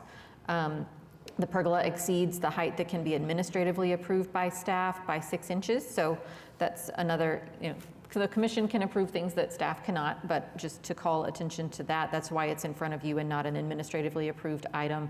Otherwise, all of the items related to the house and the site are recommended for approval with some conditions. We did recommend continuance on the construction of the garage. The garage exceeds the size supported by the guidelines, and staff also raised some issues regarding the design of the overall garage. You have some comments from neighbors and from the neighborhood association. And any questions for staff? Yeah, let's pause on any of the public comment stuff, and just anybody have design questions or questions regarding the staff's recommendations. Before we get started, I do just kind of want to set the bar that while I am sympathetic to neighbors losing potential views, and I just don't want to get into the air right situation. You may make the argument based off the guidelines, and we're happy to hear that, but we are not here. We don't have the purview of retaining neighboring air rights and views. So that's one thing I just want to clarify and set that out there for now. Okay, thank you. Yeah, my questions that I had written down for staff or applicant really while you're looking, Sarah, really quick, I missed that we also recommended continuance of the fence, noting that we need documentation to confirm that it screens the HVAC equipment. Okay, thank you. So we'll make a note of that whenever we move towards any motions. I had a question about why the pergola seems to exceed the allowable height, but not by much. So it made me wonder if there was some sort of logical explanation for that rather than just a preference. I also had a question about whether it had a roof and whether it was or wasn't permanently attached. But it sounds like you had the same question, so how about we ask the applicant? Do you want to state your name and address for the record? Yes, I'm Eden Moore, 621 Northwest 18th Street. And I kind of just wanted to go over my intentions for today. As this garage kind of got designed and shifted and altered and lowered and all kinds of things throughout the last couple weeks, I'm not happy with the design either. I think that there's a lot more historically appropriate way to build this garage. I also know that what we're going to come back with will fit within the guidelines as far as what's abutting our property and it looking a lot more historically appropriate. That's really important to me. So I spoke with my architect and we can absolutely bring the height down to what's there as far as the block goes and the two properties next to us. A lot more historically appropriate, a lot flatter of a roof, like a 512 roof pitch, just to look a lot more historically appropriate for the house and for the block. Okay. It kind of ended up looking like a new garage that's across the alley, and I'm just not happy with how that one turned out, and I don't want this to turn out the same way. So I would like to continue that. I do know that I do have neighbors here to speak on that, and so I would love to hear y'all's opinions kind of moving forward on size as far as everything, as far as guidelines go, and there not being a garage there currently, and then what we have abutting does fit within the guidelines for our next revision of design, other than the footprint. So footprint of the new one will be 22 by 22, which is 484 square feet, plus the stairwell to the east. I know that that's something that some people prefer and other people don't, to be enclosed or not. I don't think neighbors want to see a exterior stairwell anymore. And so that's what will bring the square footage up past 484 is just that stairwell. So the actual garage, new garage, will be 22 by 22 with a max height of 22 feet. A lot lower roof pitch, and it will look a lot more consistent with what is on the block. So I just wanted to hear y'all's thoughts on that. Katie, do we know, I think it's a 1.5 story that we approved behind it. That doesn't necessarily mean it's not taller or shorter or whatever. Do we have the height on the 1.5 story that we? It's 24. It's 24. Okay, thanks. Yeah, you get into some of those weird deals sometimes where the 1.5 story is actually taller. Yeah, this will be shorter than a 1.5 story. Could you, I think we're gonna have the most commentary on the garage situation. Could you jump back to my questions about the pergola, just why it's exceeding the height? Is it connected? Does it have a roof? It does not have a roof. It is connected on that one side on the trim. to me, how the patio is positioned now with having 2 posts and then having it connected to the house makes the most sense. And that's just where that height hits. Okay. Katie, I don't know this off the top of my head. I think I do. Do we allow for pergolas and the like to be permanently attached to a structure if they don't have a roof? I know how we feel about them if they have a roof, but I believe they are allowed to be attached. We just want to ensure that they're attached in such a way that they're not causing water damage or other types of damage to the historic structure. okay. If it's just the trim, I don't really have a problem with it. If we're not drilling big holes, you know, at the side of the wall otherwise, it doesn't bother me. But, so the guidelines do allow, I mean, yeah, visually it doesn't bother me either, but the guidelines do allow it to be permanently attached. I'm gonna look for the exact wording, I but just yes, want to I make believe sure. so. And I was trying to pull up just a proposed rear elevation so I could see what you were saying about the alignment there. Yeah, so new pergolas constructed as an attachment to a I see. primary or accessory structure shall be reviewed as a building addition and shall not damage or obscure historic character defining features. Shall be constructed in such a manner that abutment or attachment to an existing structure will allow for the pooling of moisture against, will not allow for the pooling of moisture against or infiltration of moisture into an existing structure. So, you know, the easy route is to just not attach it and have it be freestanding, you know, moderately separated from the house. But it's possible to attach it and just ensure that it's detailed properly so that it's not causing damage.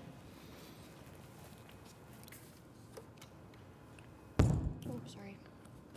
On the garage, Katie, just to be clear, there is no documentation even in the Sanborns? So there is a Sanborn map that shows a one-story garage. The Sanborn map does show a one-story. We have no other evidence of a structure that would ever have been on the site. Okay. I feel extremely conflicted about these instances. We've had a lot of them where we don't have a justification for a 2-story, but we do have a justification for a 1.5-story that becomes taller than the 2-story. And it just it bends my brain to think that the 2-story thing is, I mean, about yes, like occupancy and ADUs, but we don't monitor that. But it does just kind of boggle my brain a little that we can get people to a place of often an administrative 1.5-story, but that it does exceed the height of a 2-story. Well, and It's like a weird little loophole that I can't quite reconcile. The guidelines say when no photographic or other documentation of a previous historic garage is available. And I think something that you all have had to exercise as you've considered these is what is the threshold of other documentation, and how far back do we go with that? And these are guidelines. You all have the ability to identify unique circumstances. But yes, a 1.5-story garage is something that would be permitted by the guidelines without any sort of unique circumstances or Would other the expectation considerations. be that a 1.5-story, what's the common height for a 1.5-story? Because I've always, the only time I really remember thinking them through in this way is when they are taller than the proposed 2-story. So is that common? Is that what we should expect out of 1.5-story? It kind of depends, at least my understanding is, and it equates to the head height that is clear, that gives you half of the square footage on the second floor. Okay, so in practical terms, how often does that shake out to be more than, say, 23 feet tall? Because we're looking at, this is what, 20, Draw it or the out, last 'cause one your was 23.6. bearing height on the first floor determines that, and how steep your roof pitch determines that.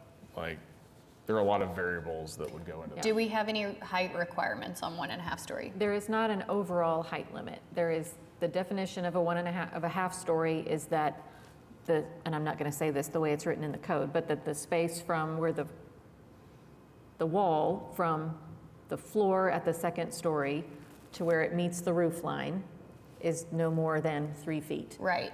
But yes, the first floor of the garage could have an 11-foot ceiling, And the roof of the garage could have a 10-12 pitch, and you could have a 26-foot tall, 1.5-story garage. It really doesn't dictate the height. It more so dictates the form and the amount of usable space in the half-story. Right. I feel like typically, sorry to interrupt, but I feel like typically we, try to encourage applicants to not go higher than a 9-foot head Right.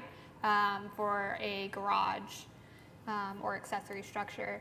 And if, we're saying 9 foot plus probably like an 18-inch truss, 4 depths, and then whatever your pitch is, then, that's already at 21 feet right there without the roof. So once you add even a little bit of pitch, you're up at 22, 23, 24, like real easy, I think we all logically understand that when people are asking for 1.5-story garages, it's not for a roof line, right? It's for usable space up there. And so they are most often, not without exception, they are maxing out the allowable height that we will give them. And I think this is something probably like the driveway tent that we really need to look hard at as a change or an update or a clarification, because it's pretty absurd to be like, you can't have a 2-story because it's 24 feet high, but you can't have a 1.5-story that's 24 feet high. Like, it just doesn't make logical sense. And I think that is where a lot of our inconsistencies are coming from, is that's just doesn't make any logical sense to me. So Katie, help me with some of the context history on this proposal. So does this property meet the criteria for abutting or predominant 2-story garages? So yes, I think there are abutting 2-story garages. We just don't have documentation that there was ever a 2-story garage on the site. On this house, okay. Second question is, I see the site plan identify this as a shed, but the only documentation of a garage is the Sanborn map? Yes, that's my understanding. We don't have. So what's there currently is a shed, not a garage? Right. And I believe it's in, and I'm going to say Angela worked the staff report and she stepped out. So she knows more of the ins and outs of all of these things better than I do. But I believe the shed is not in the location of where the Sanborn maps would have shown the garage. What is the most recent Sanborn? 55 is the most recent. That it was shown on? Well, that's the newest one we have. Scroll up to where we talk about that. Sorry, this is a really long staff report, so I'm scrolling through page by page to get to that information. And Katie, I just wanted to make sure you heard me say that the neighbors are shaking their head that there's not an abutting 2-story. So let's just clarify if staff is saying there is. I just want to make sure And let me confirm if it's a we pretty know that major there's point. abutting 1.5-story. Correct. Yeah. I think there's 2 stories in the general vicinity, but perhaps Across not the street. actually abutting. So there's the 2 houses to the east have interesting garage situations. They both have some sort of 2-story, historic 2-stories, like 22 feet, 21, 22 feet. They both have a 2-story dwelling on the properties that are connected to each other, and then they both have a 2-car garage. So the overall footprint of the 2 houses next door of the garages and accessory dwellings are large, with the both having a 2-car garage and both having that 2-story historic building.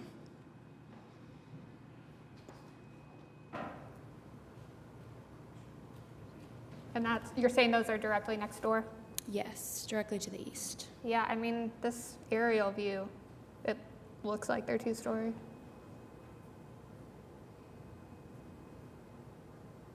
Which, when buying a property like this and there's no garage present, knowing that what the guidelines state about the 1.5-story, I know someone could come back in here and put in a tall 1.5-story like the one across the street, and I personally don't want that to happen. I want it to look like the historic ones next door. And so someone else could come in and do that, and it would not look historically appropriate. And what we're asking for is something that is going to look historically appropriate. I know you haven't seen the new plans, but it will look, yeah. So that's kind of like you said, those 1.5 stories, they get really tall, and they have the tall pitches, and that's approvable because it's in the guidelines.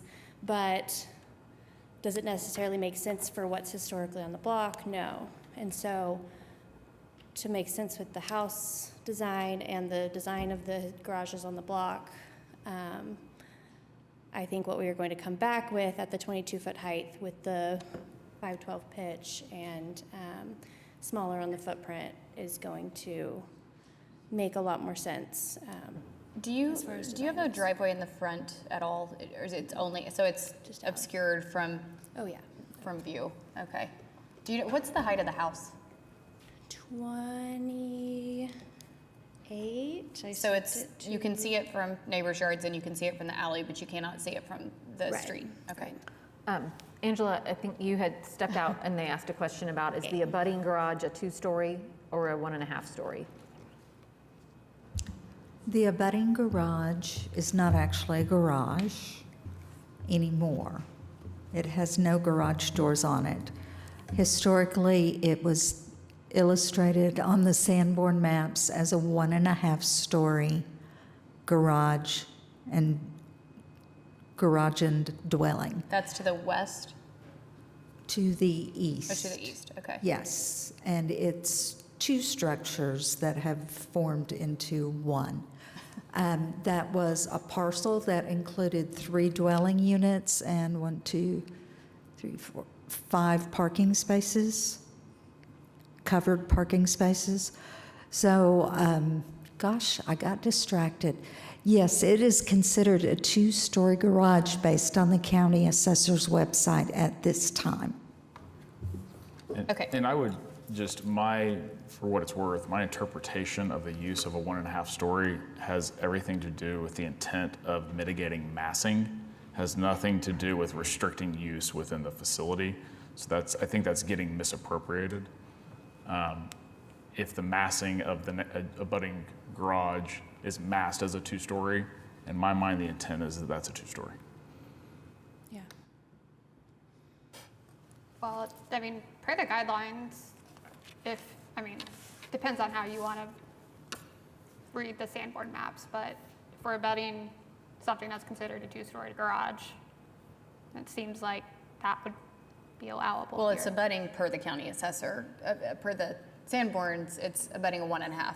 It's abutting a 2-story per the county assessor. So just yet another conflict for us to all consider. Katie is. That could be change of use as well, because Okay. per the county, anything that includes a living space above is a 2-story. Oh. And so historically, whatever was directly above that garage may not have been used actually as living space. What is the height on that garage, or do we know? That we would know. It has not been compared yet. Okay. I would assume 21. Okay. Okay. Katie, is there a hierarchy that we would consider, like county assessor over Sanborns versus Sanborns over county assessor, or is that just up to us? Well, I think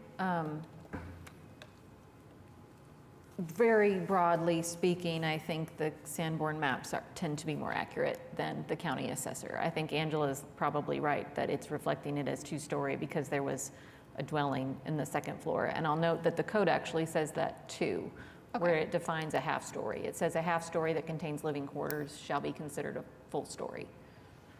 Okay. That is really great info. I can't believe it hasn't come up yet. Wow. So would you like to see a 1.5 that is taller or a 2-story that is shorter? Architecturally, I don't prefer the style of the 1.5 with the steep pitch on these Craftsmans, but I will say that the guidelines also say a 1.5-story has to approximate the massing of a 1-story and also be compatible, et cetera, et cetera. So yes, it is physically possible to build a 1.5-story garage that's taller than a 2-story. That doesn't mean you all are automatically required to approve it. You could still say the massing and form and height is not appropriate. So we're kind of comparing 2 things that are not actually what you're being asked to decide between. Well, you've got a couple of other continuances, so it sounds like as long as we can kind of get feedback as to thought process and the neighbors get to speak, then it doesn't matter. You're coming back with something else and maybe coming back with something else for a 3rd time. So just may take a few shots to figure this out. Well, I think we can sorry. Oh, sorry. Yeah, go ahead. I apologize because I want to drive the alley. But to answer your question is, I would look at what's compatible. So I think from a guideline perspective, if there's an abutting two-story garage, you have the leniency to do that, my opinion. I would do what is architecturally preferred and compatible with the surrounding context from a massing and a design standpoint. Yeah. I agree. And I feel like we should still give her design comments anyway, whether she comes back with 1.5 or 2-story. And I will start with mine. I know it's stated in the staff report, but a gable end on a garage is pretty unusual, so I would keep it with a hip roof. And, you know, we were also seeing a pretty big lack of windows on the garage. Not that it should approximate what's on the house, but, you know, we don't typically see entire elevations with 0 openings on them, even historically. So I would to keep my closest neighbor not having windows looking into her backyard. So would that help if I put some on my yard side? Definitely, because one thing that staff called out was like lack of relation between the whatever south wall of the garage and the north wall of the house. Just kind of like we talked about this a lot last month with somebody just like negating some of the community aspects and the relational aspects of the structures. And did you say, sorry, I missed the very first thing you said. Were you talking about like the ornamentation at the north facade, like the alley facade? I was mentioning we don't typically see a gable end on a garage, and that it should match. It should just be a hip roof. Got it. But yeah, I mean, and even in the window placements and sizing, I think could just use another pass. Even on garages, we still often see pairings of windows, not just kind of, single picture frame ones by themselves too often. So yeah, take that into consideration.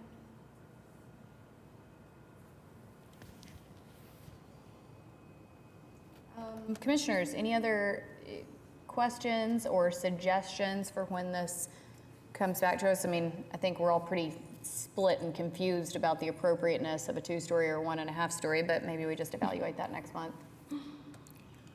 Eden, are you wanting other items to be considered today? Yeah, can we split it?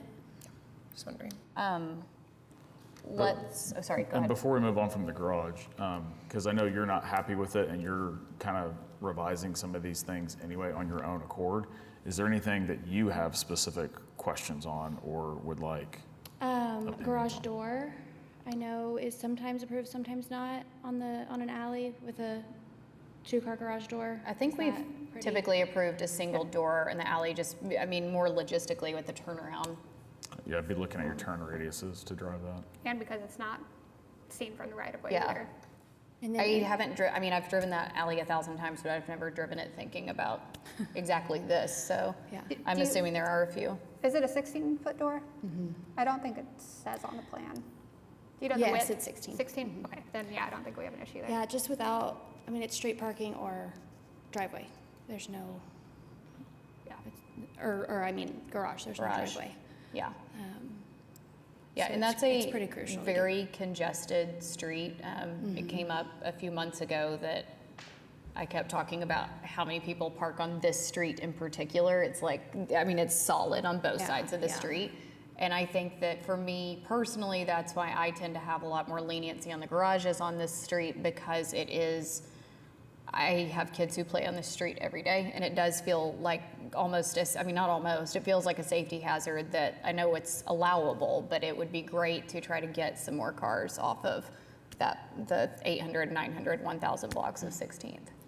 So shrinking that footprint to 22 by 22, but also having the interior staircase, I would think would be your preference to not have an exterior staircase, but I'd love to hear your thoughts. My interpretation, Katie, you may be dismissing me from the commission. Can't wait to hear. The 450, I've always said, is, in my opinion, a little too tight. But the intent of that is the garage itself. not necessarily the footprint of the structure. Yeah. So if the stair is inside that, I think that's a special exemption to extend your footprint, is my interpretation or opinion.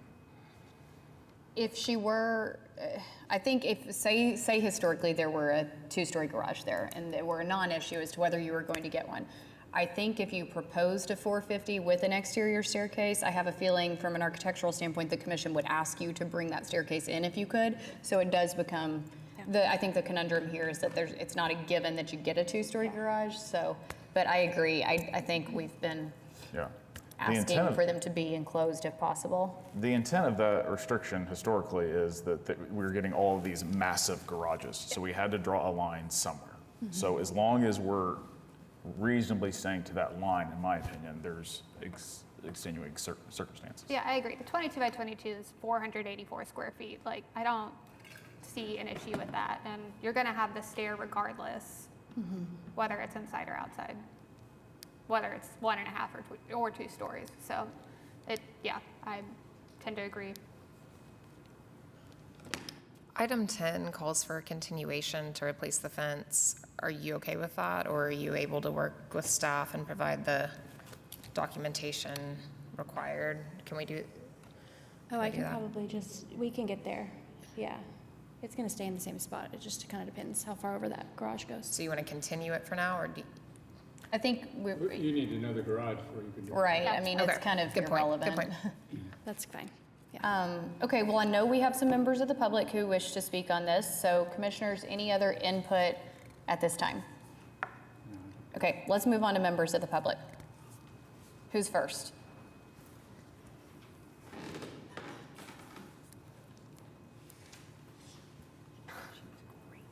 Okay, here. I'm Patty Phelps at 815 Northwest 16th Street, so right next door.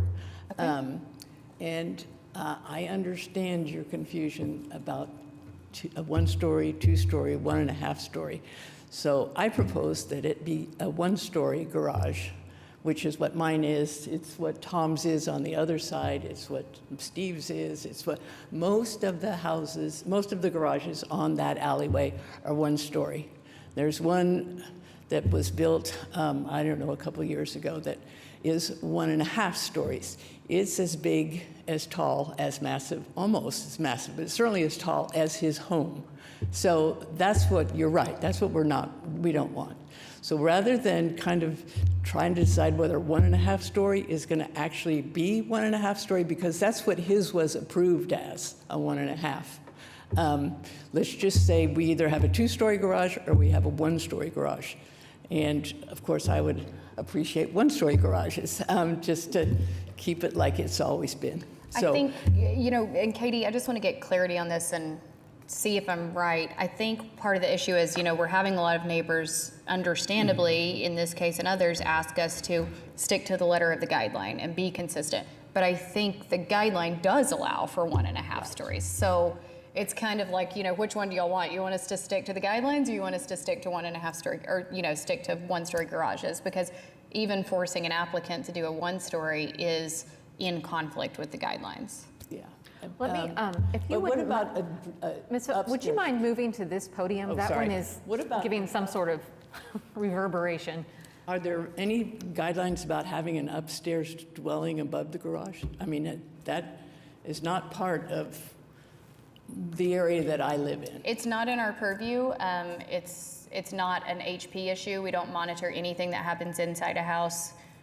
So that's. Well, it's prohibited by the zoning code.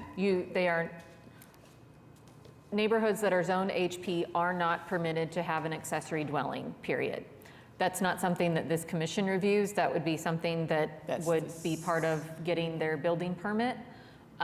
They would look at the plans for the building and say this appears to be a dwelling and it's not allowed.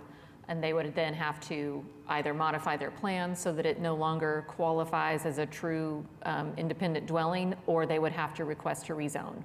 Okay, so a 1.5. So the guidelines don't address it, but the municipal code does. 1.5 story garage could have a dwelling above it, or doesn't? No, it couldn't, because a dwelling's not permitted. It's not allowable in general. Even if it was just, say it was a 1-story garage and they took over the entire inside, left the outside alone, that wouldn't come to us because they're not making exterior changes, but it's still not allowable, regardless of the height, the size, anything else. It's not legally allowable to have a fully functioning separate ADU at this time. Not you.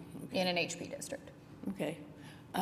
Actually, you got my letter, Yes, so ma'am. you know where I'm coming from. Sorry about the view, but it is also in the guidelines, and so I kind of agree with Steve. There's got to be some changes. Where is it in the guidelines? I actually wanted to look whenever you brought that up. It's under sustainability justification, maintaining the setting and views. I see. Did you see I've it? always interpreted that from public right-of-way because that's how we interpret things for like additions and fencing and solar panels and things like that. But it may not, without going through and reading it, it may not specifically state, but generally the interpretation of those is from a park, a sidewalk, a center of the street. Okay, all right. Well, thank you. Okay. Thank you. Okay, one down.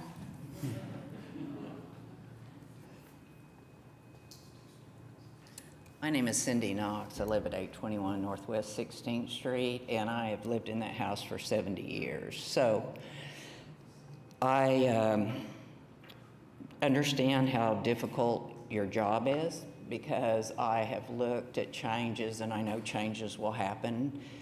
So I made this little matrix for you all because I did look at the regulations, and I was understanding that the garages are supposed to be a 450 footprint or 5% of the lot. And so I went around with tape measure, and some of these are newly modified, and it's not 450.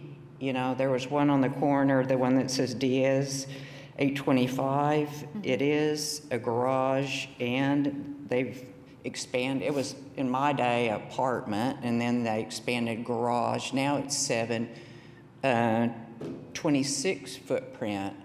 So then I look at those, it's a bloody war in our neighborhood with these garages, so y'all just get ready because we've had 3 people have denials. One put a pallet down with plumbing in it, and it got scraped somehow, and we don't know how. That 804, the width is 24, and it's at least that deep in, so that's over 500 square foot, and then it's a 1.5, but it's huge.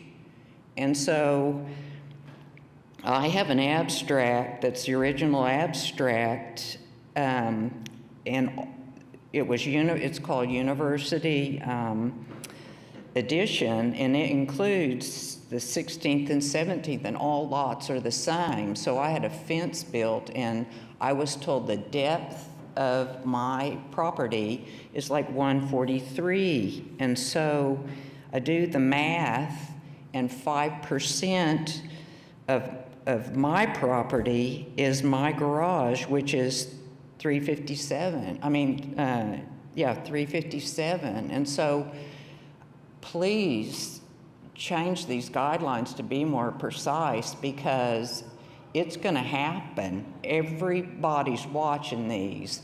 And there was a blurb in the guidelines that talked about that the 2 stories have to be dominant.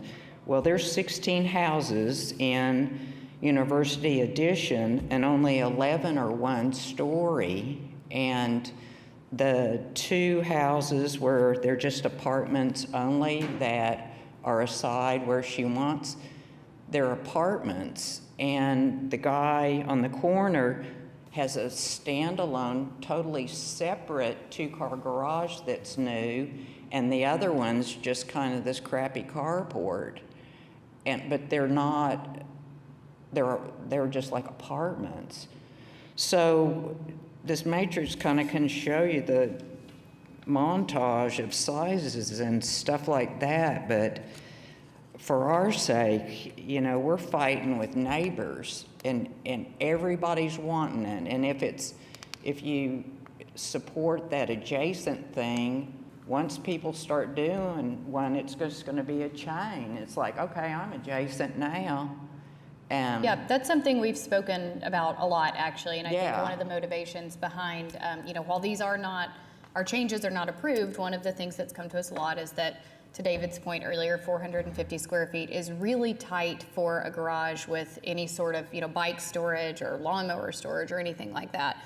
And our goal in trying to increase that allowable footprint a little bit is to get people to quit requesting 600 square foot garages, because, if we can get them something reasonable, they don't come fight with us, they don't spend their money, yada, yada, yada. But another thing just of note on your matrix and all over the neighborhood, we do have a lot of existing non-conforming garages that are over 5% of the lot and or over 450 square feet. So it's a super diverse neighborhood. They all are, but I would probably argue Mesta Park more than any of them. Yes. So, what is the usual? What is See, that's normal? why we're sitting here all fighting, and well, it's kind of the reason for the existence of this commission too, is to weigh, when something doesn't fit within conventional guidelines, when there is not a black and white answer. All we can do is weigh the visibility and the impact on the neighbors and the lot coverage and drainage and surface heat and all of these things to the best of our abilities. But neighbor input's definitely very important. We want everybody to still recognize and love their neighborhood. Yeah, we really do consider every site on a case-to-case basis, because every site is unique, and whether that's what is abutting it or the grade or, if the history of the site isn't clear or we don't have documentation or whatever it is, we do consider everything individually. We can't say, well, they did this, so they're allowed to do this. to me, that should be set in the guidelines. Well, and as Commissioner Jordan said, we are actively working on updating the guidelines on garages and accessory structures specifically. We've spent a lot of time. No, it's coming, on I'm that. telling you, it's a storm. Our front porches are busy talking about, and the ones that don't get it, and the ones that have gotten it, it's just a war, and it's getting ready to be big. Well, like we mentioned to Mr. Mathis earlier, just really be on the lookout for those notifications about the public meetings, opportunities to come give input, because But that's what they're where for. we don't understand too, because I live like 3 doors down. I didn't get any notification, so we're not consistently getting, like, this is University Edition. These people all did not get notification, especially of the house across the 804. I don't even know how that got up. So the Mesta Park Design Review Committee definitely gets notification of the public opportunities to come give input. So I would say I think Steve is on that committee, so I would just make sure to let him know that you want to be notified of the opportunities to come give input. Okay. Can you remind me because what your address was? What was your address? My address? Yeah. 821 Northwest 16th. And I just want to, I may have misheard, but clarify that when we say when the guideline says 450 or 5%, it's whichever is greater. So 450 is kind of the minimum that you're allowed. You were talking about your lot size being smaller.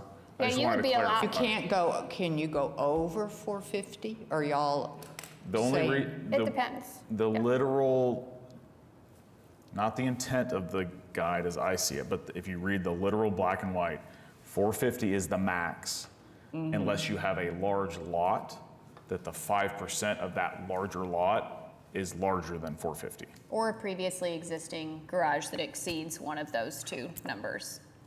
Some of these just do have freakishly large garages for the site. So you would never be forced to construct a 357 square foot garage. You could always at least do a 450 square foot garage. No, I'm understanding that, but it's my understanding from my abstract that all these lots are the same size. And so some in my early days, they were just apartments, some were garages. It's such a wildebeest of structures. And what they're doing is, like, maybe my apartment, like I can tell you, 825, it was just an apartment. Well, they extended it in, and it's a garage now. So they got these combos. So they've morphed this stuff. So anyway, I guess I just say it's a warning that a whole bunch of people are coming But this kind of gives you an example of the hot mess that's coming your way. In the interest of time and in the interest of taking action on what I think everybody has agreed upon for this case today, what I would like to offer is that, staff would be happy to arrange a meeting with anybody in the group right now, anyone in the neighborhood. We can hop on Teams, we can meet in person to talk through some of the bigger picture garage concerns you all have. But I know we're going to lose a commission member in about 10 minutes.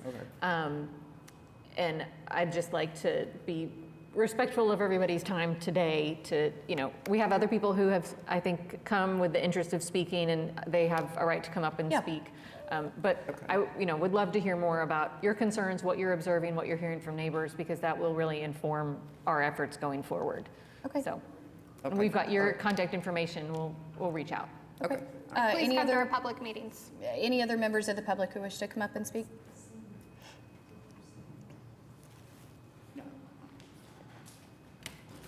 And Steve, if you will just restate your name before your comments. And your address for kicks. Steve Mathis, 819 Northwest 16th. So if you look at the aerial view, I'm just to that's my garage, center left, sharing a driveway. That's the driveway that I tented. Anyway, on this alley are up here just below the 809 is a building that I'm sure you guys, if you drive down the alley, wish you hadn't approved. I don't know how it got approved. No one in the neighborhood knows how it got approved. It's huge, it's massive.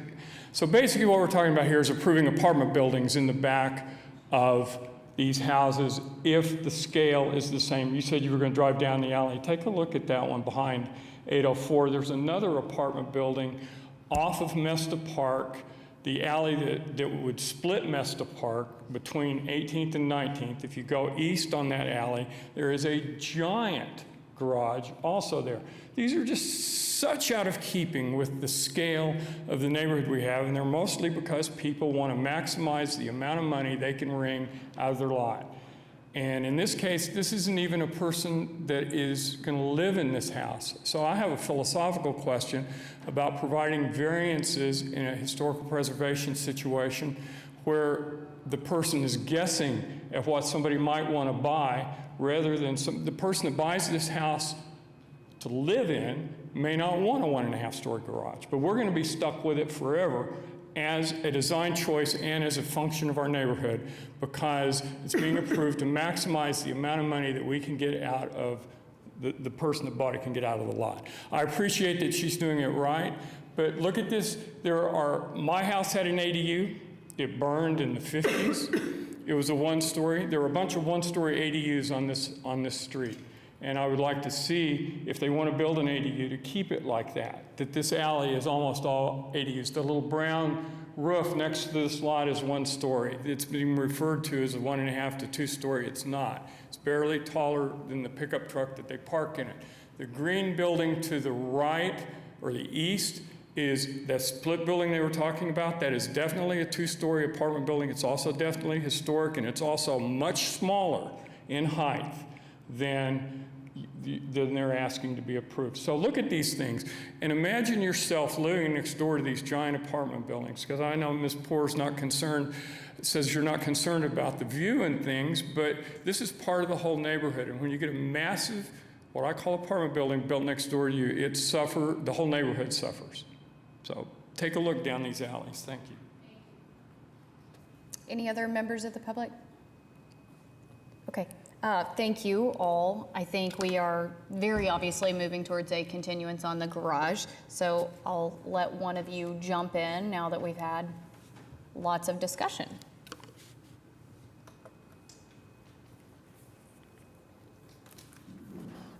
I will make a motion to approve items on HPCA 260032. Let's see, items 1, 2, 3, 4, 5, 6, 8, and 9. I believe that's all of them with the specific findings and unique circumstances and conditions listed in the staff report. Second.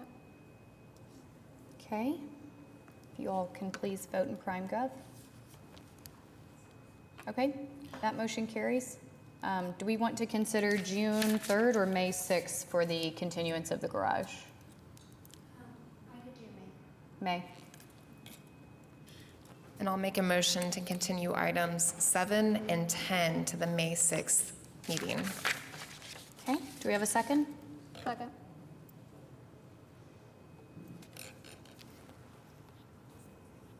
Okay, that item is continued to, or items are continued to the May 6th meeting. Okay, so that wraps up our cases for individual consideration. I have also lost my agenda, sorry, 1 second. Okay, Katie, it looks like we still have some other business we need to attend to. Yes, we are at our time of the year that we submit our annual application for certified local government grant funds. And we've received our information from SHPO on how much funding we've been allocated. They have a formula that they use each year. These are funds. The Certified Local Government Program is part of the National Historic Preservation Act. Funds passed down through National Park Service to state historic preservation offices to be distributed to municipalities that have established preservation programs. We use these grant funds every year to do everything from hands-on window workshop events to National Register nominations to attendance at conferences, commission training, hint, hint, everybody come to the commission training in a couple of weeks, things like that, to buying office supplies, all sorts of different things that we can use the funds for. So we prepare an application, it goes to you all. You will make a recommendation to City Council and authorize the chair to sign the application on behalf of the commission, and then that will go to City Council for them to take action. We tend to include a lot more projects in the grant application than we actually are given funding for upfront, because often smaller communities can't use their funds and turn them back over to SHPO, and then that gets reallocated to us and some of the other larger cities. So we have a long list, and we'll kind of prioritize those as we see how much funding we actually end up with. We are looking at resurveying portions of Oklahoma City, primarily northeast Oklahoma City, that were surveyed in the early 90s, to update that documentation of those neighborhoods kind of through a more current lens, looking at the historic context of those neighborhoods and not just architectural integrity. We are looking at,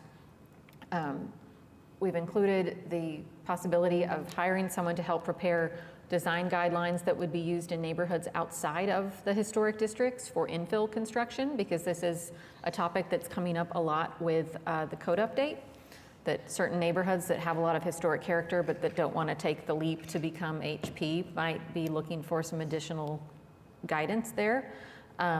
We also, something that T.O. and I have been conversing about, who came in with our solar earlier, they are working in the Office of Sustainability on some prototype building plans for environmentally sustainable ADUs, I believe. But we talked about potentially trying to do the same thing for garages, that we could have some, he told me that they're not supposed to say permit ready because there's a whole, process to that, but that it would be kind of a ready-made, if you want to build a garage, here you go, set of plans. So that's another thing we would potentially use some grant funds for. And then some of our typical events and programming that we try to do every year, some money for staff to attend conferences when available, that sort of thing. So we are asking for you all to make a motion to recommend the grant application to City Council and to authorize the chair to sign the application. And Katie, I think you're familiar, but the Oklahoma City Urban Renewal Authority has design guidelines that it uses for vacant, scattered, and it would be a great example if you're exploring areas outside of the HP or HL overlay. So just keep that in mind as a potential resource. Perfect. But with that said, I would make a recommendation for the SLG subgrant application to City Council for approval and authorize the chair to sign the application on behalf of the commission. Second.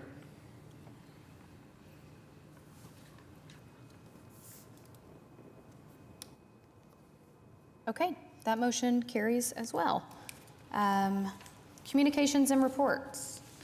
Looks like we have 12 items for administrative approval.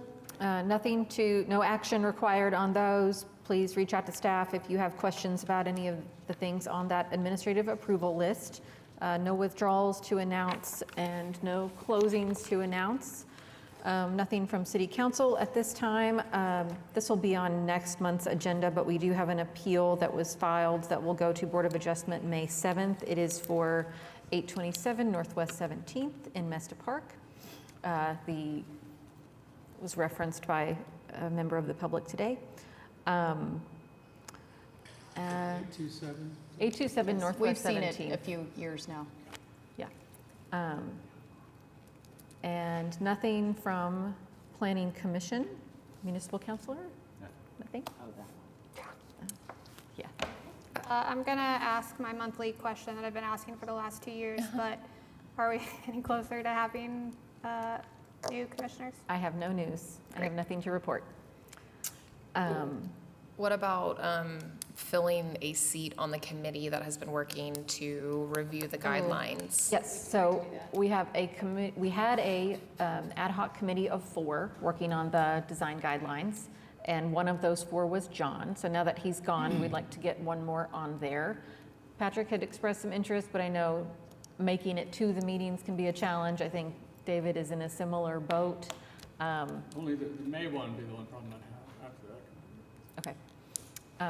So staff can get with you guys on, we just can't have a quorum, which actually, 4 now would that be I say quorum. that, 4 is a quorum because there's only 7. So actually, we probably have to stay with 3 for now because a quorum is 4 and we can't have a quorum.